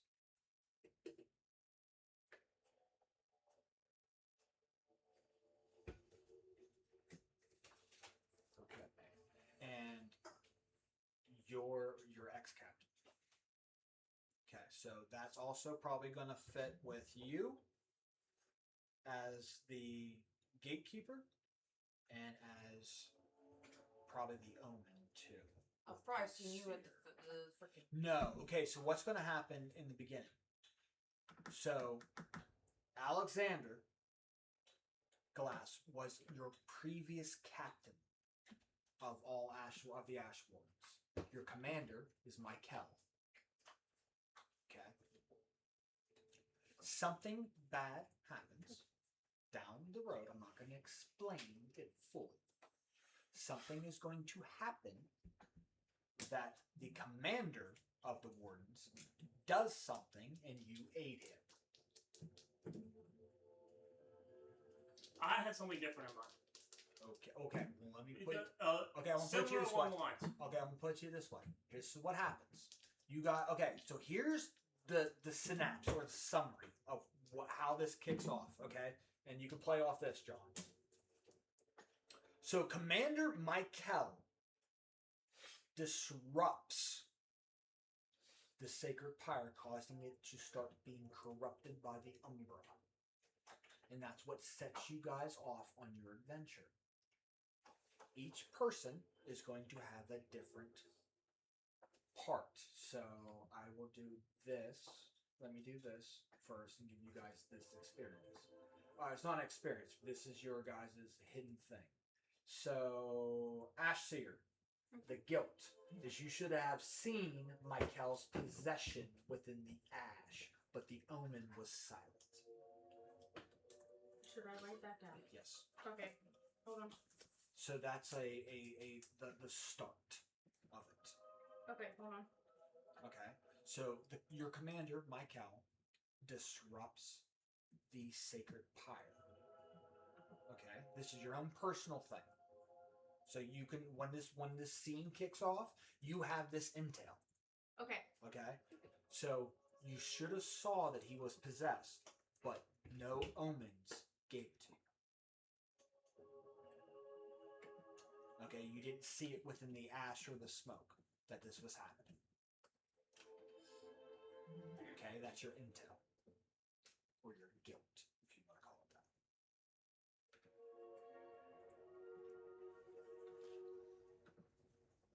Okay. Got it? I wrote it down. Yep. Okay. Physician. You cleared Michael. After he does this. How do Okay? you spell his name again? Michael? Is it like Michael? So you cleared him. Physicians have to do monthly or year or weekly checks, both mental and physical, to make sure. You just recently cleared him, but you missed the miasma taking over his mind. Okay? This is like the start of when you guys talk in game. You know what I mean? As a role playing aspects. This is your intel. Okay? So you cleared him. But I missed the miasma starting to take hold of his mind. That was entering his mind, yes. It was like an oily substance. You thought it was sweat. But actually was like the Umbra's moisture fucking with his mind. Okay. Gatekeeper. You let Michael in the inner sanctum and you trusted him complicit. Like you trusted him completely. You didn't think he was doing that. You don't go in the inner sanctum. You know what I'm saying? So you stand outside the doors. In the inner sanctum is only allowed, you only know who's in it. Michael had to go in it, either to converse with there, or it was his turn to watch the pyre. You let him in. You never noticed that everything was wrong. Okay, you trusted him. You didn't know what he was going to do in there. Okay? That's your job. That was your guilt. Okay? And then you either helped him or you distracted her in order to do it, or you aided in the corruption. Or you're the one who fucking gave him an item that fucking possessed his ass. Like a battle rune that you thought, he was like, maybe he brushed it off, that it was like just there, but you noticed maybe it was like festered. And you didn't speak out loud because you asked him if he was okay, and he said, yeah, I'm okay. But you didn't recognize that, you know what I'm saying? Yeah. So you can play off that, or do you have something else in mind? I mean, you could probably add to it. No, yeah. Is that okay starting out? Yeah. Let's go. Alright. Tim, what job did you pick? I haven't picked one yet. Okay. So when you pick one, I'll give you that. So back to you, John. So middle-aged or 35, scar-heavy, burly calf with ones with the like his. You said the scars on your mastiff or on your king torso was over his one eye. No, I haven't described it. Okay. So that. It But he's heavily scarred. he very much like Alexander is. Okay. They've been through a lot together. Okay. I hate to use it because it's a horrible thing. Think of dog fights. Okay. The scarring, that's what it's Yeah. very similar to. That, this dog is gone full tilt. Well, maybe that could be because of. I mean, you have both experiences back. For mine? Yeah. Yeah. So maybe it could be no bounds. Is you don't back down from the fight, no matter if it's big or small, no matter if, Something like that. no matter if like you're out The- an astronaut. That's I what the shortened it course because is. I couldn't write everything on there. Right, yeah. But the second one is, it's hunting things that shouldn't live. I shortened it to it shouldn't live. Just because I couldn't fit it all on there. Okay. So as long as that you tell me how that fits narratively on based off a description of it, then that's how that works for that. Okay, and then your armor was leather Leather. with broadsword. Broadsword and a short sword. Okay, and you understand all that shit. Yes. Okay, cool. All right, Timber, what are we looking at? So, we have a. Anyway, I just want to have my own notes for this shit. So we have a. What race? elf. Okay, you're the elf. You're the elf, Shorter than pretty much everybody else there. and you are the elf. I'm like a building. Okay. How tall are you? So go ahead and what we see. So, I'd say probably about 5 foot max. Okay, so we're seeing like the ones I would built then. And it's always seen with these dark, inconspicuous clothes on skin in this. He's cosplaying a goth. I'm getting ahead of myself. Oh, his eyes are these midnight bullet blue. There's something off about him because of the pale white skin. It's almost as white as snow. Okay. Oh, always seem to be in deep thought. Okay. But always either in deep thought or his poison of short is the Gamevault amongst everyone. Okay. But random times during the day or night, nobody can ever find him. Okay.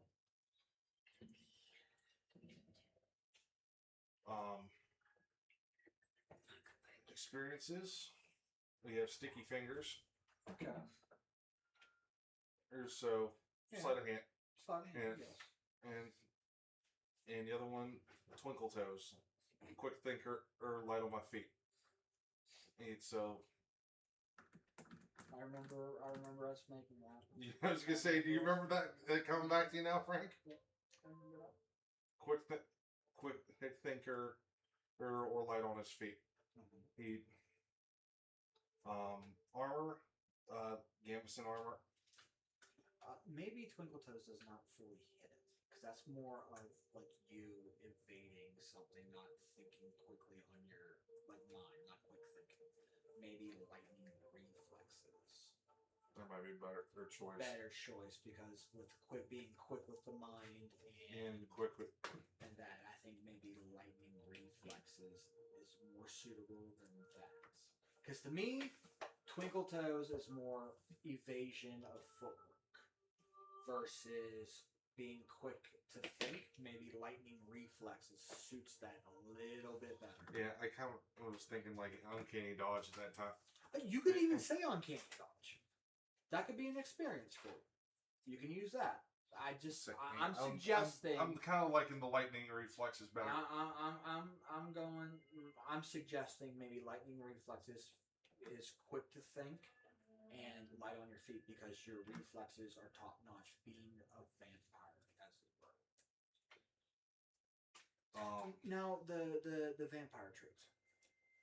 Can I see that close? Can you turn into a bat? No. Unfortunately. not. So fangs. So he has an additional attack that's fangs. He can make a strength roll to bite a target within melee range. He does a D8 of physical damage using your proficiency, which is 1d8. Feed. On a success with a fang attack, you can mark a stress to feed. You place a number of tokens on the card equal to the number of hit points your target marks. So on a D8, whatever threshold you hit is how many you have. That was a crap roll. Hmm. I'm just gonna not use that die. On a success, you heal, and whatever hit points are marked is how much you gain. You can hold up to 5 tokens at a time. You can spend a token before an action to make your fear die a D20 instead of a D12. I didn't know where to put that, so I just went on. When you take a long rest, you remove a token. If there are no tokens on the card, all your actions and reactions are at disadvantage. So I want to set this now. Let me look at the adversaries real quick. I'm going to find Michael. I know it's not. I'm going to have you roll a bite attack, and that's how much that's how many tokens you're going to have starting out. Because So am I just rolling the D8? you're the one who bite. I'm going to say your bite. You bit him. What was the other rolls, Frank? But I don't know what kind Like jobs, I should say. thing to use. That's fine. Fuel, Stalker, which is a scout and ranger, which is your scout and ranger. You go out on stuff to look for materials to help with the pyre. The Smith Keep, you attend to the defenses of the pyre and the keep, and all the gear that the boys have. Bell ringer, you're the sentinel. You're on top of the bell tower. You signal. You're the one in charge of the bell tower. You ring the bell if there's something going on. You have the executioner or the enforcer. So internal threats or insubordination to the wardens who grew too weak-willed or threatened the safety of the flame. Methods. I was gonna say I'm thinking that one. You're Yep. the adjudicator.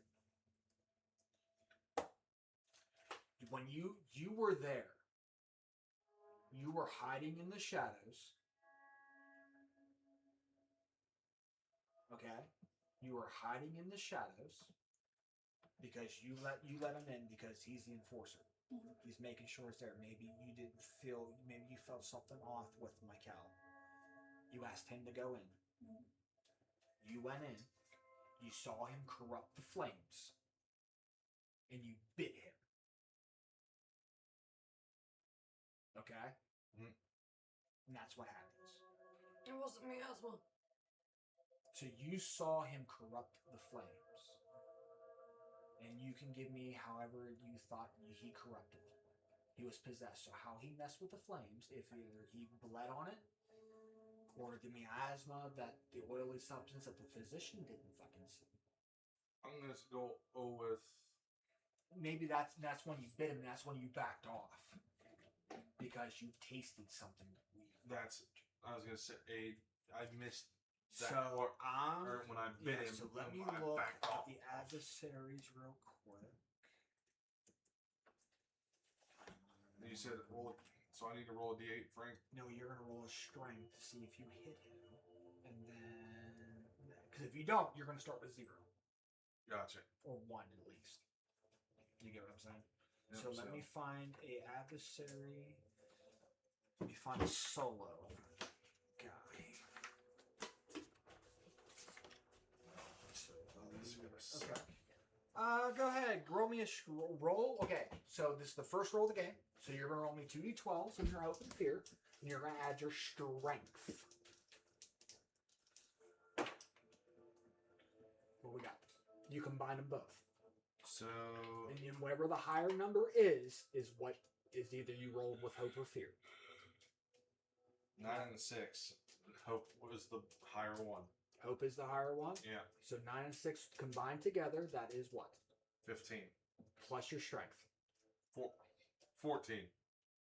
Okay. That is not a miss. You're going to have 1 token. Okay? So you're going to start the game off with 1 token. Okay? Does that make sense? Yeah.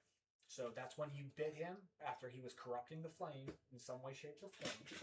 And then you tasted his blood, and then you backed away because you knew something was wrong.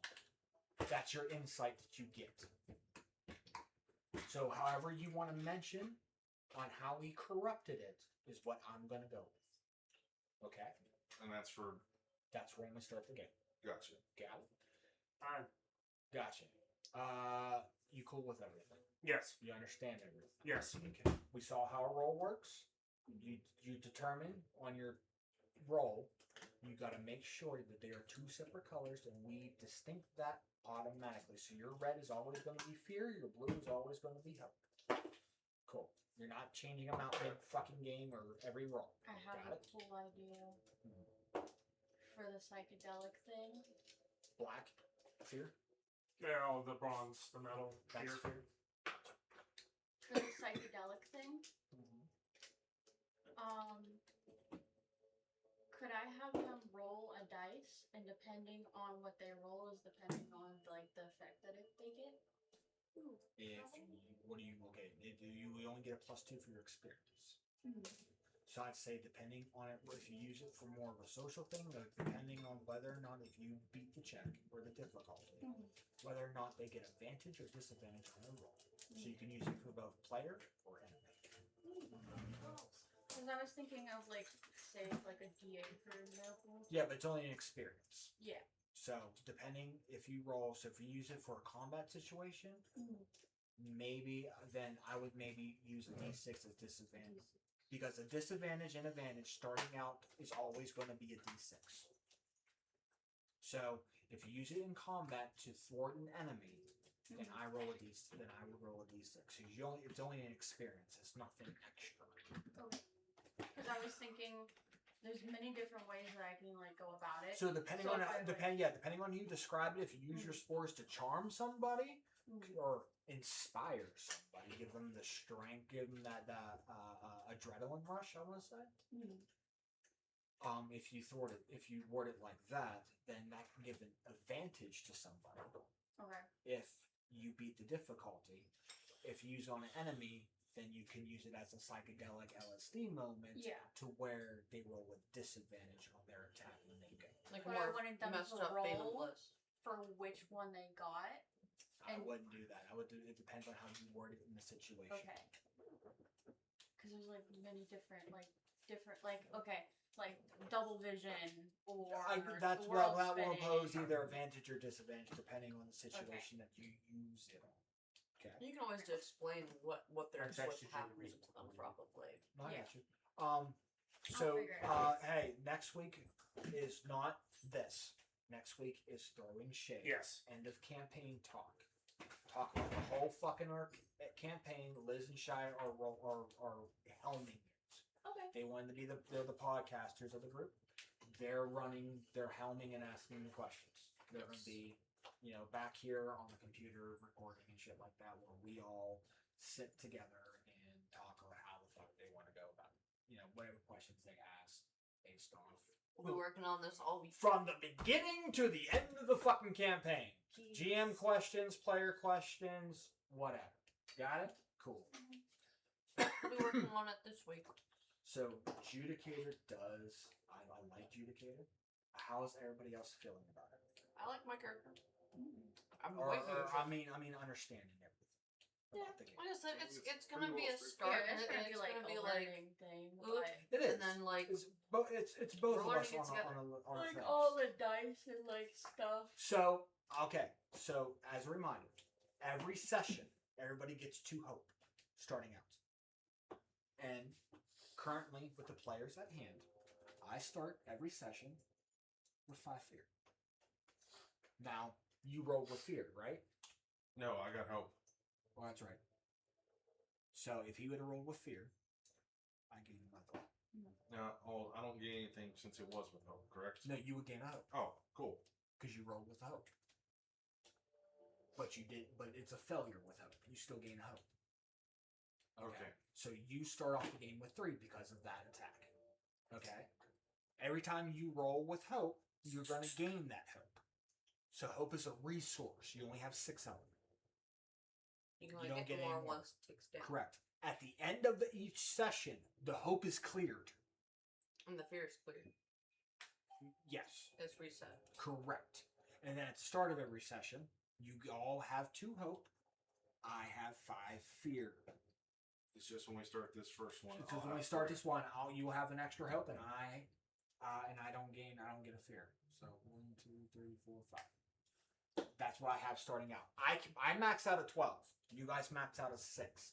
Now, combat. If you guys are rolling hot, meaning it's been a while since somebody rolled with fear or failed, if I see that you guys are rolling hot, I can spend one of these as a legendary move for an enemy or for an environment. Okay? There are environments that I can use fear on. There are... Now, at the beginning of every combat, you guys automatically go first after I set the scene. Just a matter of Unless I want to spend fear starting out to attack you guys. it's like a legendary action. Correct. And I can spend more than one. So depending on how froggy I fucking feel. If you guys are rolling hot to where none of you... Now, like I said, you guys...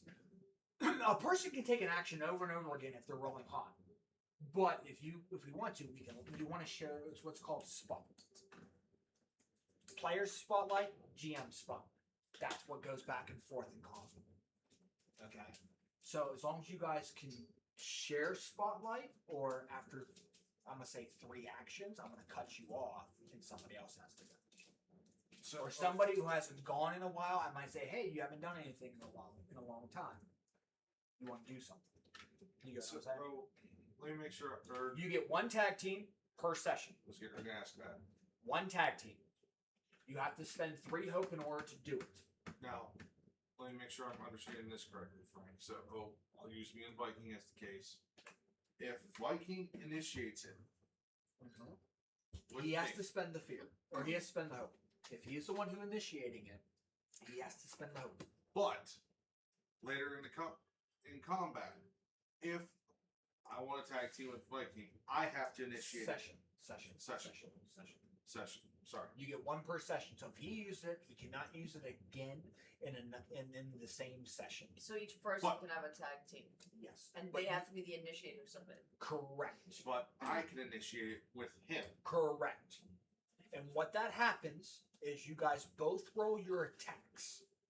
Whether it be a spell, an ability, a weapon, whatever. You roll. They roll. You choose which one you want to use. Now, say he uses one of his blood tokens, and he gets a D20. So you roll a D12 and a D20. Your 20 is your fear. Now, what does that 20 say? 10. What does your other one say? 10. So that's a critical. So that helps you out. You get what I'm saying? yeah. So Gotta he do could that. he could do that, but a D20 is he could have a higher roll. You get what I mean? He can roll more fear, which gives me fear. But maybe the roll hits the enemy. Okay? So that means it's a roll with fear. That means as soon as this is done, I get to go. Because I gain a fear and I get to play, and my turn comes right after that person. So that's like the initiative breaker. Now, if he still rolled with a success, even though his fear is higher, because it's D20 roll, so let's use that. Let's say you rolled a 14 and a 6. Okay? 14 with fear. I get a fear. He has a dirty 20 plus his thing. Now say you tag team with him and you use a spell. Say your spell is, a success with hope. Or it's a failure with him. He has a dirty 20 to your 14 or 12. So you might want to use his, even though it's a guaranteed hit, but I go right after you guys. Yeah. I gain a fear, I go after it. And then if you use that and it's success, you guys both roll damage. Okay? And we combine that damage. And that's how much I take. So So that could double my severity. And I would take 4 hit. Off. Could the Rain of Blades. yeah. But that Take the is pictures. But that is the Yeah, but- like after that, then you can't. Whoever utilizes the hope to use that tag team cannot utilize it again until next session, or you have it. So if you initiate it with Arian or Timber or Liz or whoever, you cannot reinitiate it back. Hey, Frank, can I get the Somebody vampire else, card? Can I get the vampire card back? but somebody else has to initiate it. Okay. Question. Say I switch out Deft Hands and I do Field Medic. Okay. And it's almost like Cure Wounds, not Land Hands, where I can. It's not gonna heal anybody. It won't heal anybody. Okay. I was just making sure about things like that.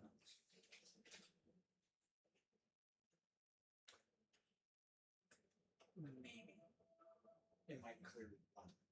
That's what I was thinking. Nothing Either crazy. clear a hit point or a stress.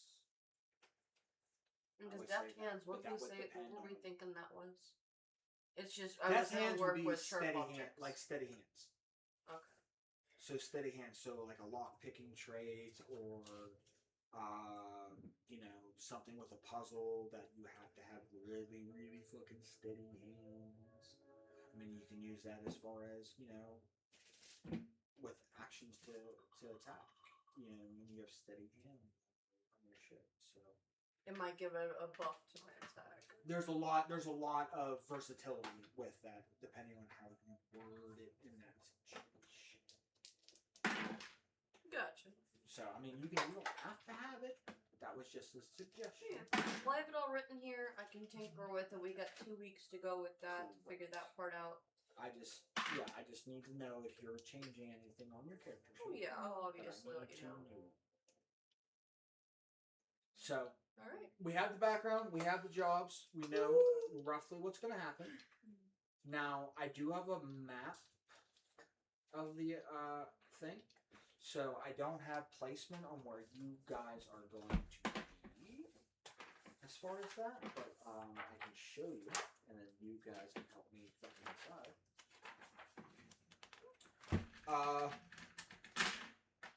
So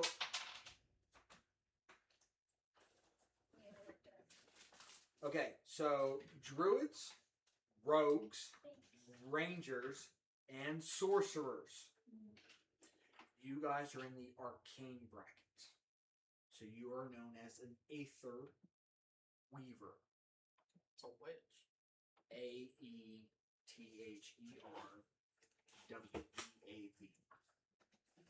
Aether Weave. Can you spell it again? AETHER.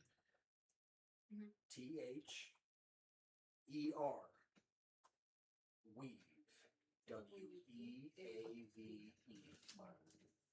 Or you can put an R at the end of that for an Aether Weaver. Is that the same thing as more witches, or is it worse? Witches are probably in that too. Okay. The only one that isn't. Only one in there is John. So the forces of spellcraft and magic that flow unseen through the world are referred to as the Aether Weave. And those uncommon few who can manipulate it are known as Aether Weavers. This art is difficult to teach to mortals and is rare to wield it instinctively, with many of these secrets lost with the previous age. The presence of the Aether Weaver is remarkable and often met with awe, fear, or sometimes mistrust. Players who create an Aether Weaver should consider the responsibility that carrying these gifts and determine how brazenly they use these mystical abilities. Magic is not common. So how you use it maybe is instinctively. You don't know how it happened, but that, or maybe you do. You know, passed down through an inner circle or whatever the fuck. But people are either going to be in awe of you, afraid of you, or completely mistrust you. I'm going to say people are going to be deathly afraid of Well, me. it's either person how it's going to be.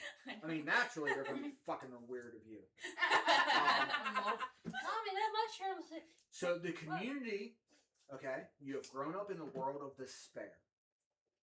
Raised to rage against the dying of the light. No matter the differences or challenges between you and the others you meet, forging and protecting the bonds of community close and abroad is the goal that surmounts most others. If you guys are considered the enduring, is the people who are surviving still in the age of Umbra. You are called the enduring. Even if the enduring cannot work together, then all is truly lost. You are the survivors still of the age of Umbra. So, but your community, where you guys are living at currently now within the keep, this is your community that you need to protect. You are the protectors of the first pirate ever created. So remember that all darkness is evil. Or not all darkness is evil. Most of the shadow that plagues this land is born out of tragedy, big and small. Keep in mind that many threats you face have a history, a sad and solemn story that set them on a terrible path. With the right inquisitiveness and creativity, you can oftentimes parlay or even redeem what hunts you before resorting to complete destruction. Embrace lethality. The Age of Umbra is a realm of hardship, challenge, and loss, which allows for momentous revelations and incomparable victories. Still, very few groups of heroes who venture out into the halcyon domain carry any of the same faces when their journey is done. Find joy in the risks, relish the opportunities for an epic and memorable character deaths, and excitedly create new characters that the others can meet at the next encampment or landmark.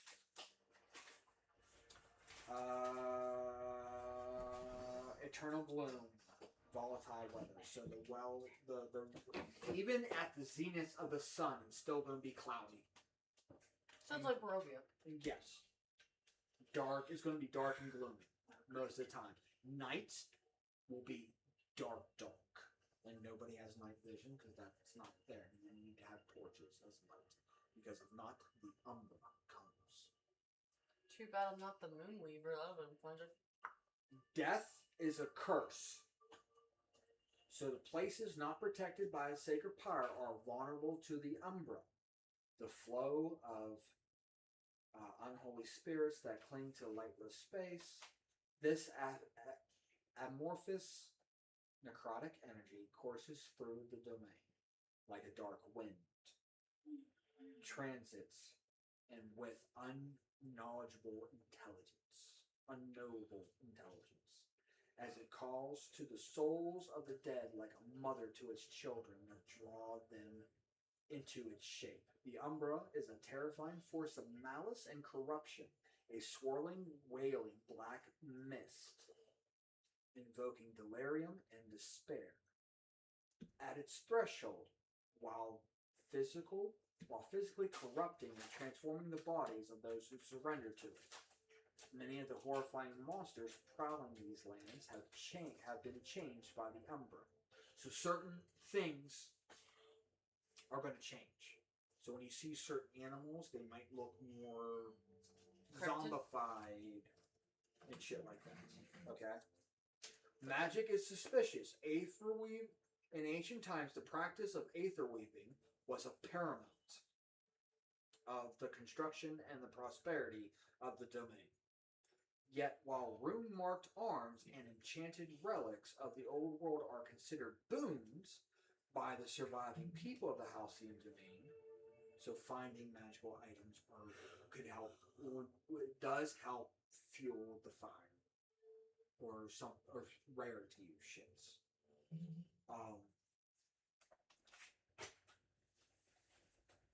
While surviving the remnants of the old ways struggle to reclaim a forgotten glory, while most survivors lead grueling lives across the splintered communities of this broken realm. This tattered tapestry of heritage and history is fading with light, yet the enduring forge new culture through hardship, determination, and ambition, picking through the debris as if it was in hopes of building what will be. So the old world.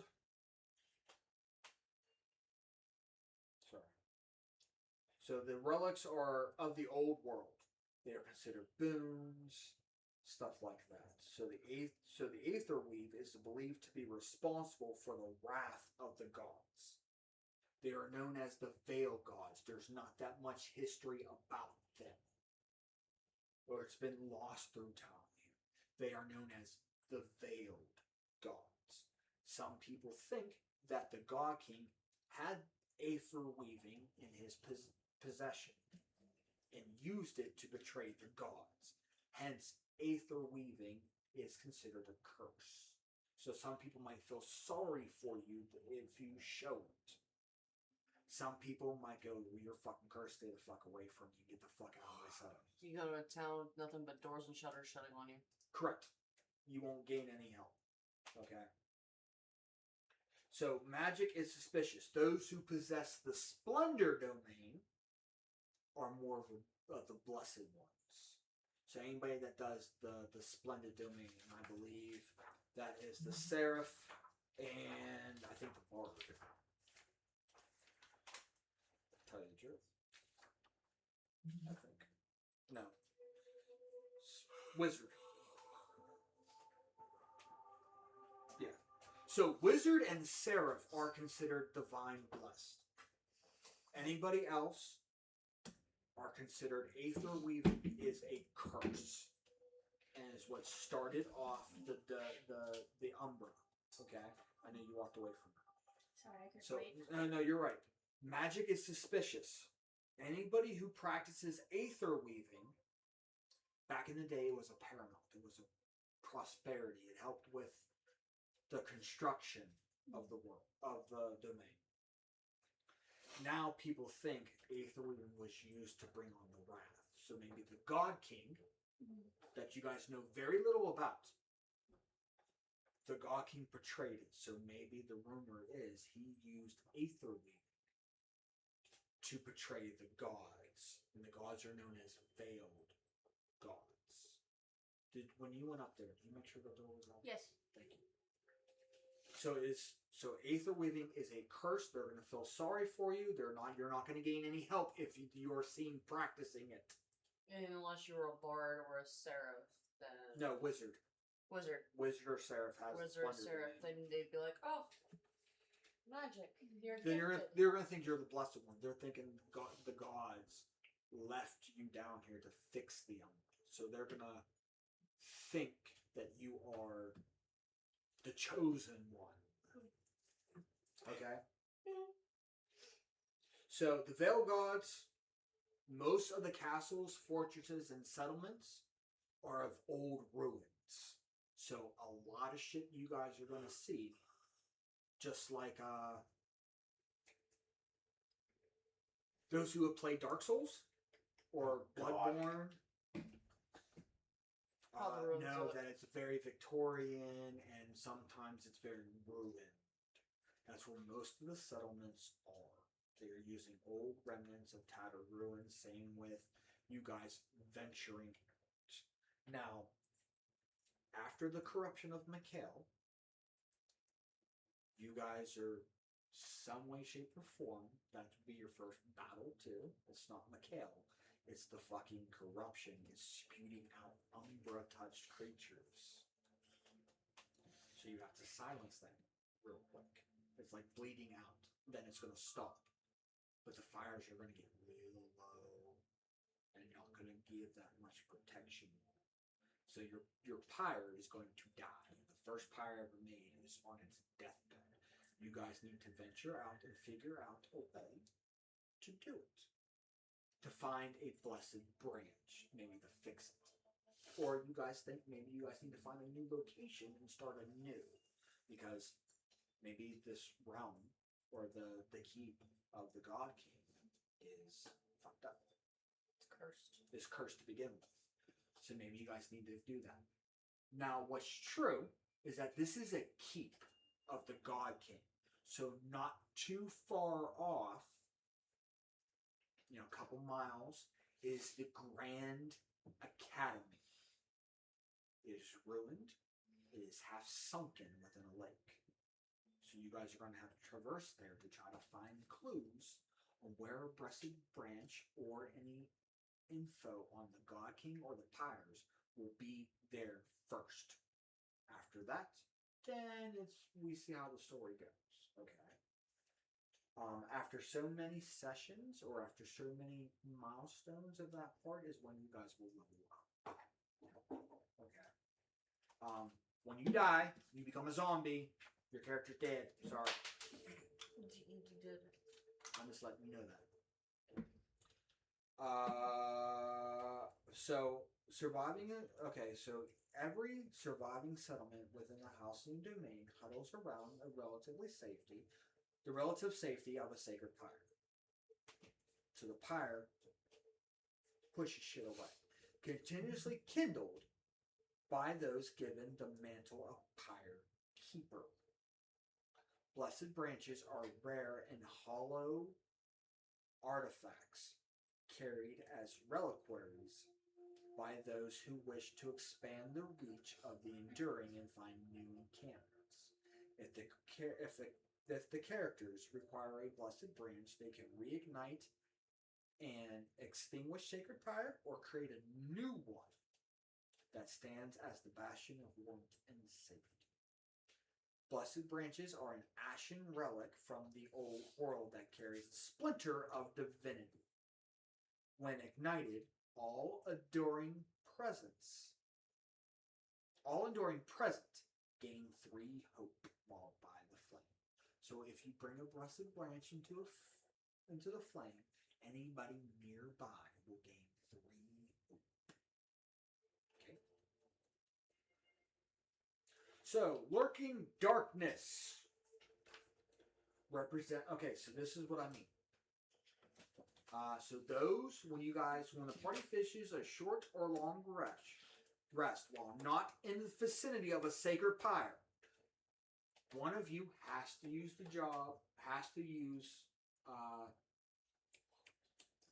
keeping watch. You have to expend one of your short or long rests, and somebody has to give me a keeping watch. Okay. Then we roll a d12. I roll a d12. You roll a d12. You tell me whether or not you want to use mine or yours. You ain't gonna know what mine is. We don't know if we go by higher number or lower number under certain circumstances. Depending on what is rolled, or depending on what fucking happens. So let's say this: on one or two, something monstrous finds you in the dark. An adversary of my choice comes. Not all fights need to be fought. You want to try this out, Frank? You can run away. D12? Mm-hmm. Okay. Here, I'll do it. So let's say you guys are keeping watch. Okay. I'll go with yours. You want to use mine? Mm-hmm. Versus yours? Mm-hmm. Okay. So with mine, something terrifying stalks nearby. I gain 2 fear. Shit. What was yours? Mine was 3. Oh. So it depends on what you rolled. I rolled a 5. You rolled higher.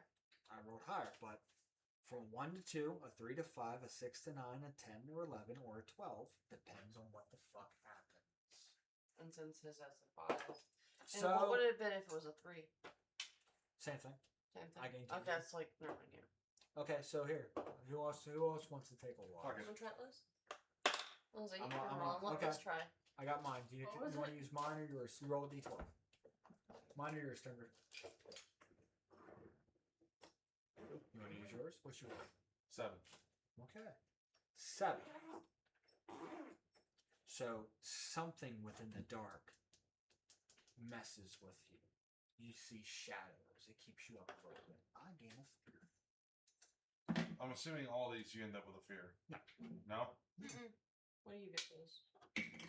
What was it? Oh, she got 12. Well, okay, well, here. You, okay, don't tell me. Sorry. I roll mine. You want to use mine or you want to use yours? Wait, hold on. The higher one. You don't know. We don't know what it is. Do you want to go with yours? You You don't know or not. So I rolled. You want to use my roll or do you want to use your roll? You'll never know what I have. Yeah, but like, Oh, Wait, you he don't can't know. tell you if I it's can't like tell you 1 what it is is. good or up to 12 is good. So we're just rolling to see what oh, happens. so it's kind of like gambling. Yeah. In a way. Okay. It's just we You gotta. want to go with your roll or his roll? You roll a d12 and I roll a d12, okay? You Um, rolled yours, I okay. rolled mine. Do you want to go with your roll or my roll? Go with mine. Okay, and if you rolled, say, a 12, I might say, okay, now. Shit. Oh! That's a good dice. Yeah, I don't get what I'm saying, Aaron. I roll, you roll. Okay. I rolled. You want to use my roll or your roll? My roll. What'd you roll? An 8. Something like, as you're keeping watch, a shadow stalks back and forth, a little bit restless. I gain a fear. If you had went with mine, nothing would have happened. What was yours? An 10, 11, nothing happens. 11. So yeah, 10, 11, nothing happens. 6 to 9 is a fear. 3 to 5 is 2 fear. 1 to 2, monsters fucking come. And that's always changes depending on the circumstance and the dice roll. Sorry. If a humanoid NPC or PC dies, the GM can spend a fear to immediately raise them into a zombie, or spend 2 fear and raise them into a higher tier zombie. Oh fuck! Yay! The That is a machinations blighted of the undead. soul. Everybody has a blighted soul in them because they are the enduring. Okay? Now, I have a map of the.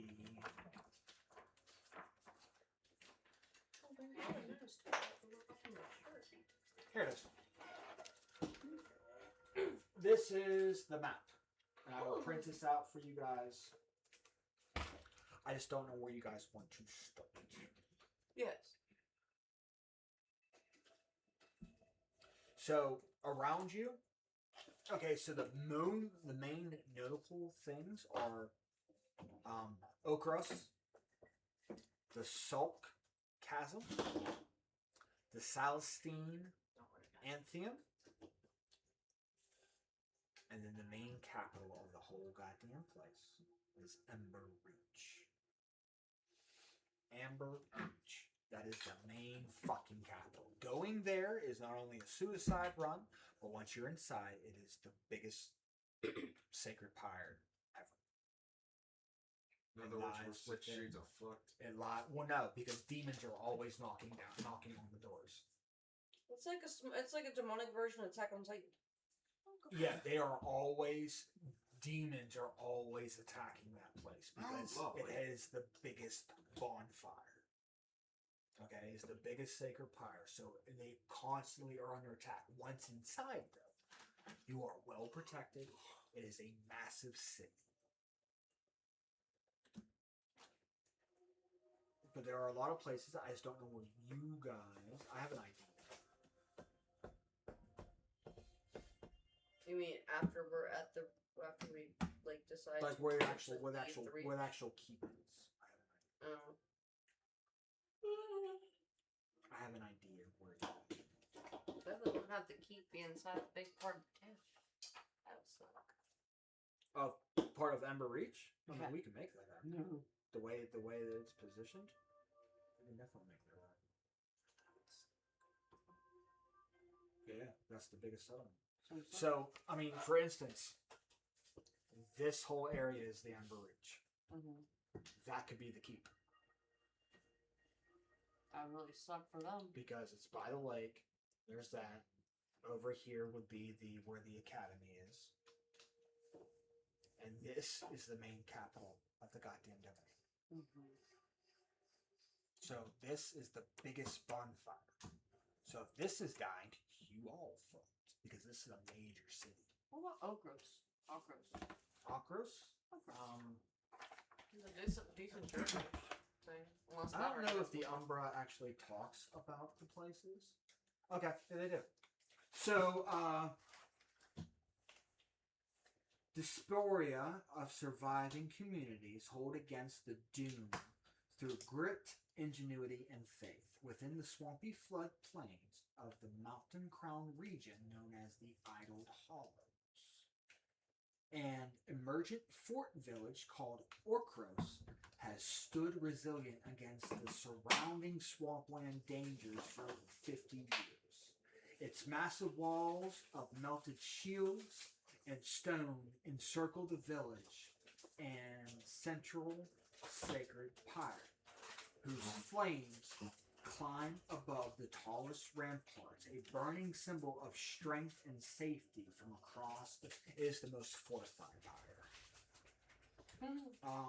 The recent seismic events within the valley conjure a massive sinkhole referred to as the Sulk Chasm, uncovering an expanse of long-buried structures and vestige from before the old world.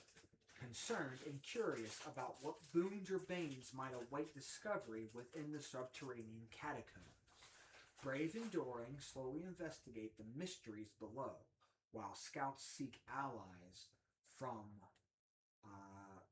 other places, such as the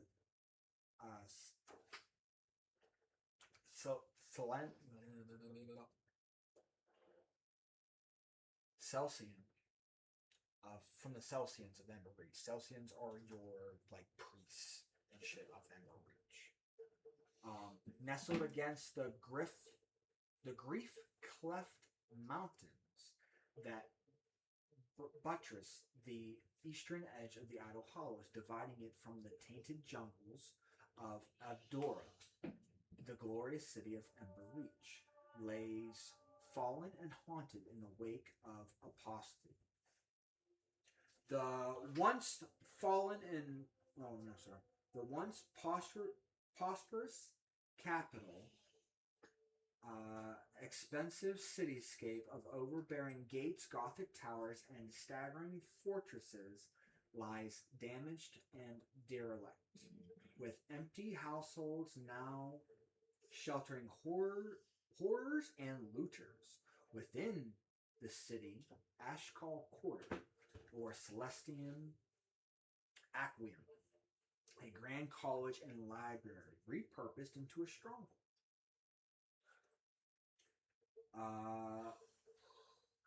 A rising faction of scoundrels and raiders known as the Damask Queens expend their territory from the far side. So if that's from the Cinnabar Quarter. So Damask Queens are a faction of criminals, scoundrels, and shit like that. So if that's something, say, you, Timber, hail from, maybe when we get to Ashen, or to the Ashen Quarters of Ember Reach, if we ever go that way, maybe you ran away, or maybe you're an honest, you know what I mean? Maybe you're not a full tilt criminal. So he's Robin Fang. Well, I would say more Robin Hood. That's why I said these vampires are Robin Fang. Well, I mean, however you want to put it. And we can go with what these Damask Queens are. How many queens are they? Each one maybe is a different sub faction of the actual faction. So maybe you were, the saboteur or the part of the thief one. You know what I mean? And maybe you ran away because maybe you wanted to you wanted to live an honest living. One of the questions is what. It's a background question. What did you do to get? What did you get caught doing that you got exiled from your home community? Oh. So we can discuss that. So when we go, yeah, you guys can keep those with you. I mean, you guys can keep those too because it's your equipment. So it's everywhere you want to shop. That's what you can have and switch out if you have the goal to do so. Until we get to higher level, or you guys find maybe loot of a tier 2 weapon. You get what I'm saying? I'm just gonna hand this back because I have it written down. So, Everything is on here. if you want me to hold on your character sheets, cool. I just can't guarantee if it's not going to smudge. I'm just letting you know. I would rather. As long as you have pictures of this shit, that way you I guys have it all can written remark down. it. That's what trusty notebooks are about. That's what my computer is about. No, that's what I'm just making sure. You got pictures of your cards? Yep. And And I got written mine down. too. So Yeah, if that's same. something you want to do, Timber, we can talk about that. All right. So Highborn and Slyborn. Some communities manage to carve out the surviving section of the old world cityscape. Slyborn characters are stalkers, and thieves who flourish alongside those of influence and wealth across the land. Whether they work for Highborn factions or try to maintain power or manipulate them for personal gain. So, Slyborn and Highborn share each other's community. So that's like a thing. Highborns will use Slyborns because they don't want to get their hands dirty. They'll use mercenaries to do so. Hired help. Yes. Mercenaries. The hired gun, I should say. They don't want to get Merc. their hands dirty. They use the Damask Queen's factions to help. So they can enlist the people for you. Maybe they sent you on a thing that was maybe to kill one of the no, they used the Damask Queen faction, which say it's where your character is from, which we don't even have a fucking name for. Oh, my bad. I thought I said it.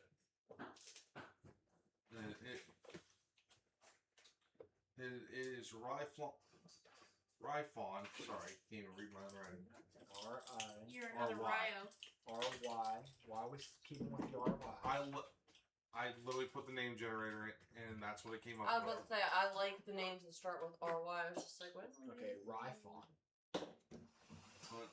Yep. So we can determine that. Or you can let me know about that if you want to make it up, and that means I will help build the Damask Queen faction with you. All right. And something that goes by. You're a Ridgeborn, right? Yep. So Ridgeborn, the mountain ranges I'm a vary. mountain So networks of ancient wood and stone bridges stretch across the wide gaps of mountain passes, and ones that have fallen to weather or time. So, who is a childhood friend or rival you formed a kinship with? What task had them leave home a year ago, never to be seen again? What mountain predators called fills you with fear? Bats. One of your village elders entrusted you with an heirloom. What was it? And what or who did he request you keep it from? My heirloom is my item. It's a talking skull.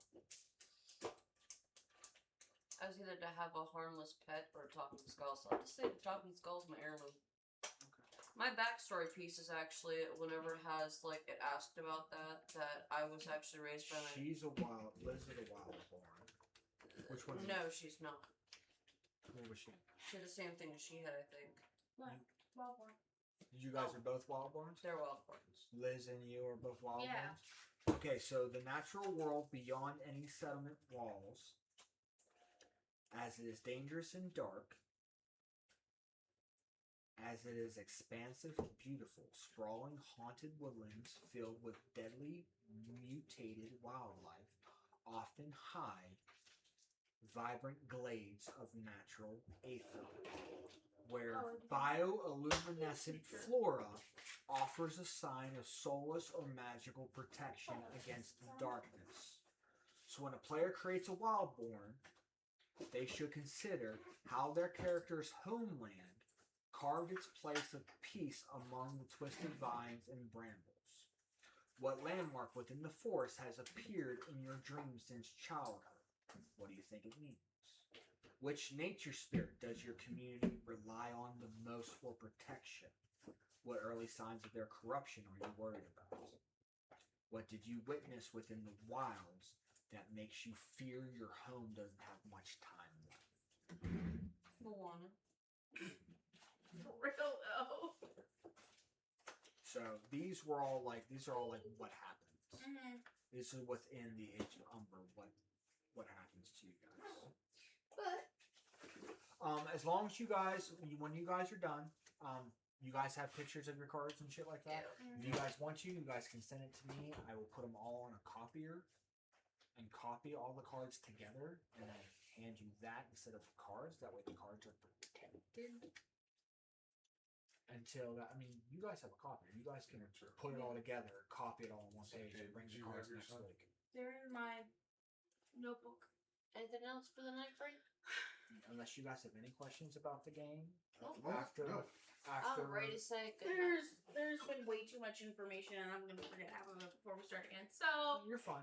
Like I said, I'm we're gonna like oh, I forgot we had little card slots in our notebooks.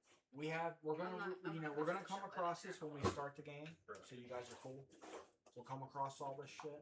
I'll have more of my GM guys, like what death moves are, what long rest and short rest, what you can do, and I'll reiterate that when everybody wants to take a rest, whether it be a short or long one.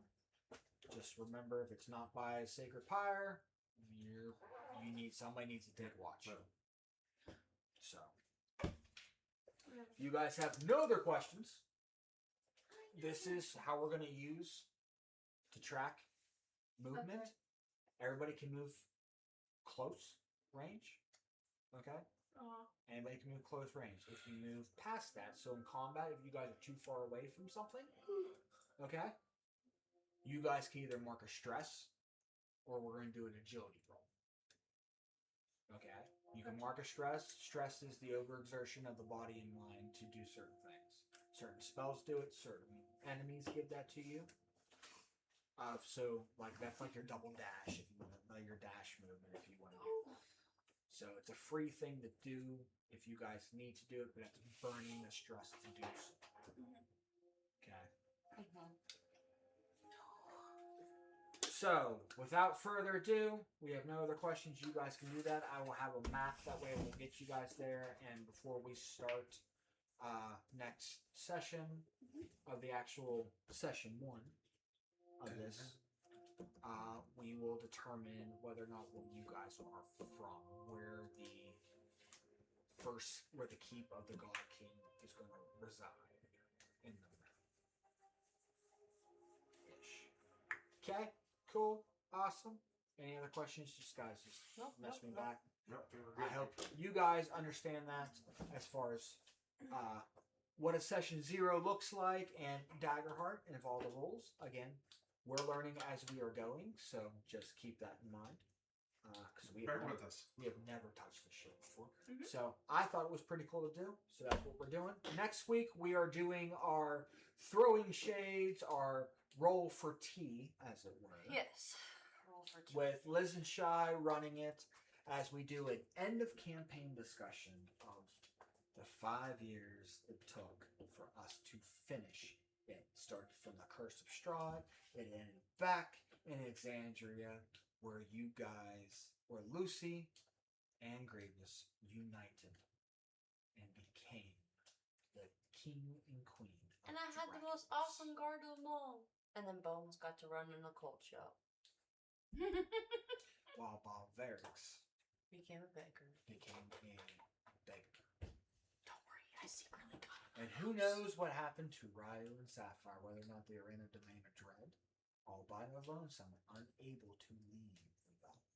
Secretly, but like I felt Eric's house. It's okay. We don't know. Well, those are questions to be answered next week, so we'll see you guys next week. As us from the D20 Misfits. Good night. night. Go to bed.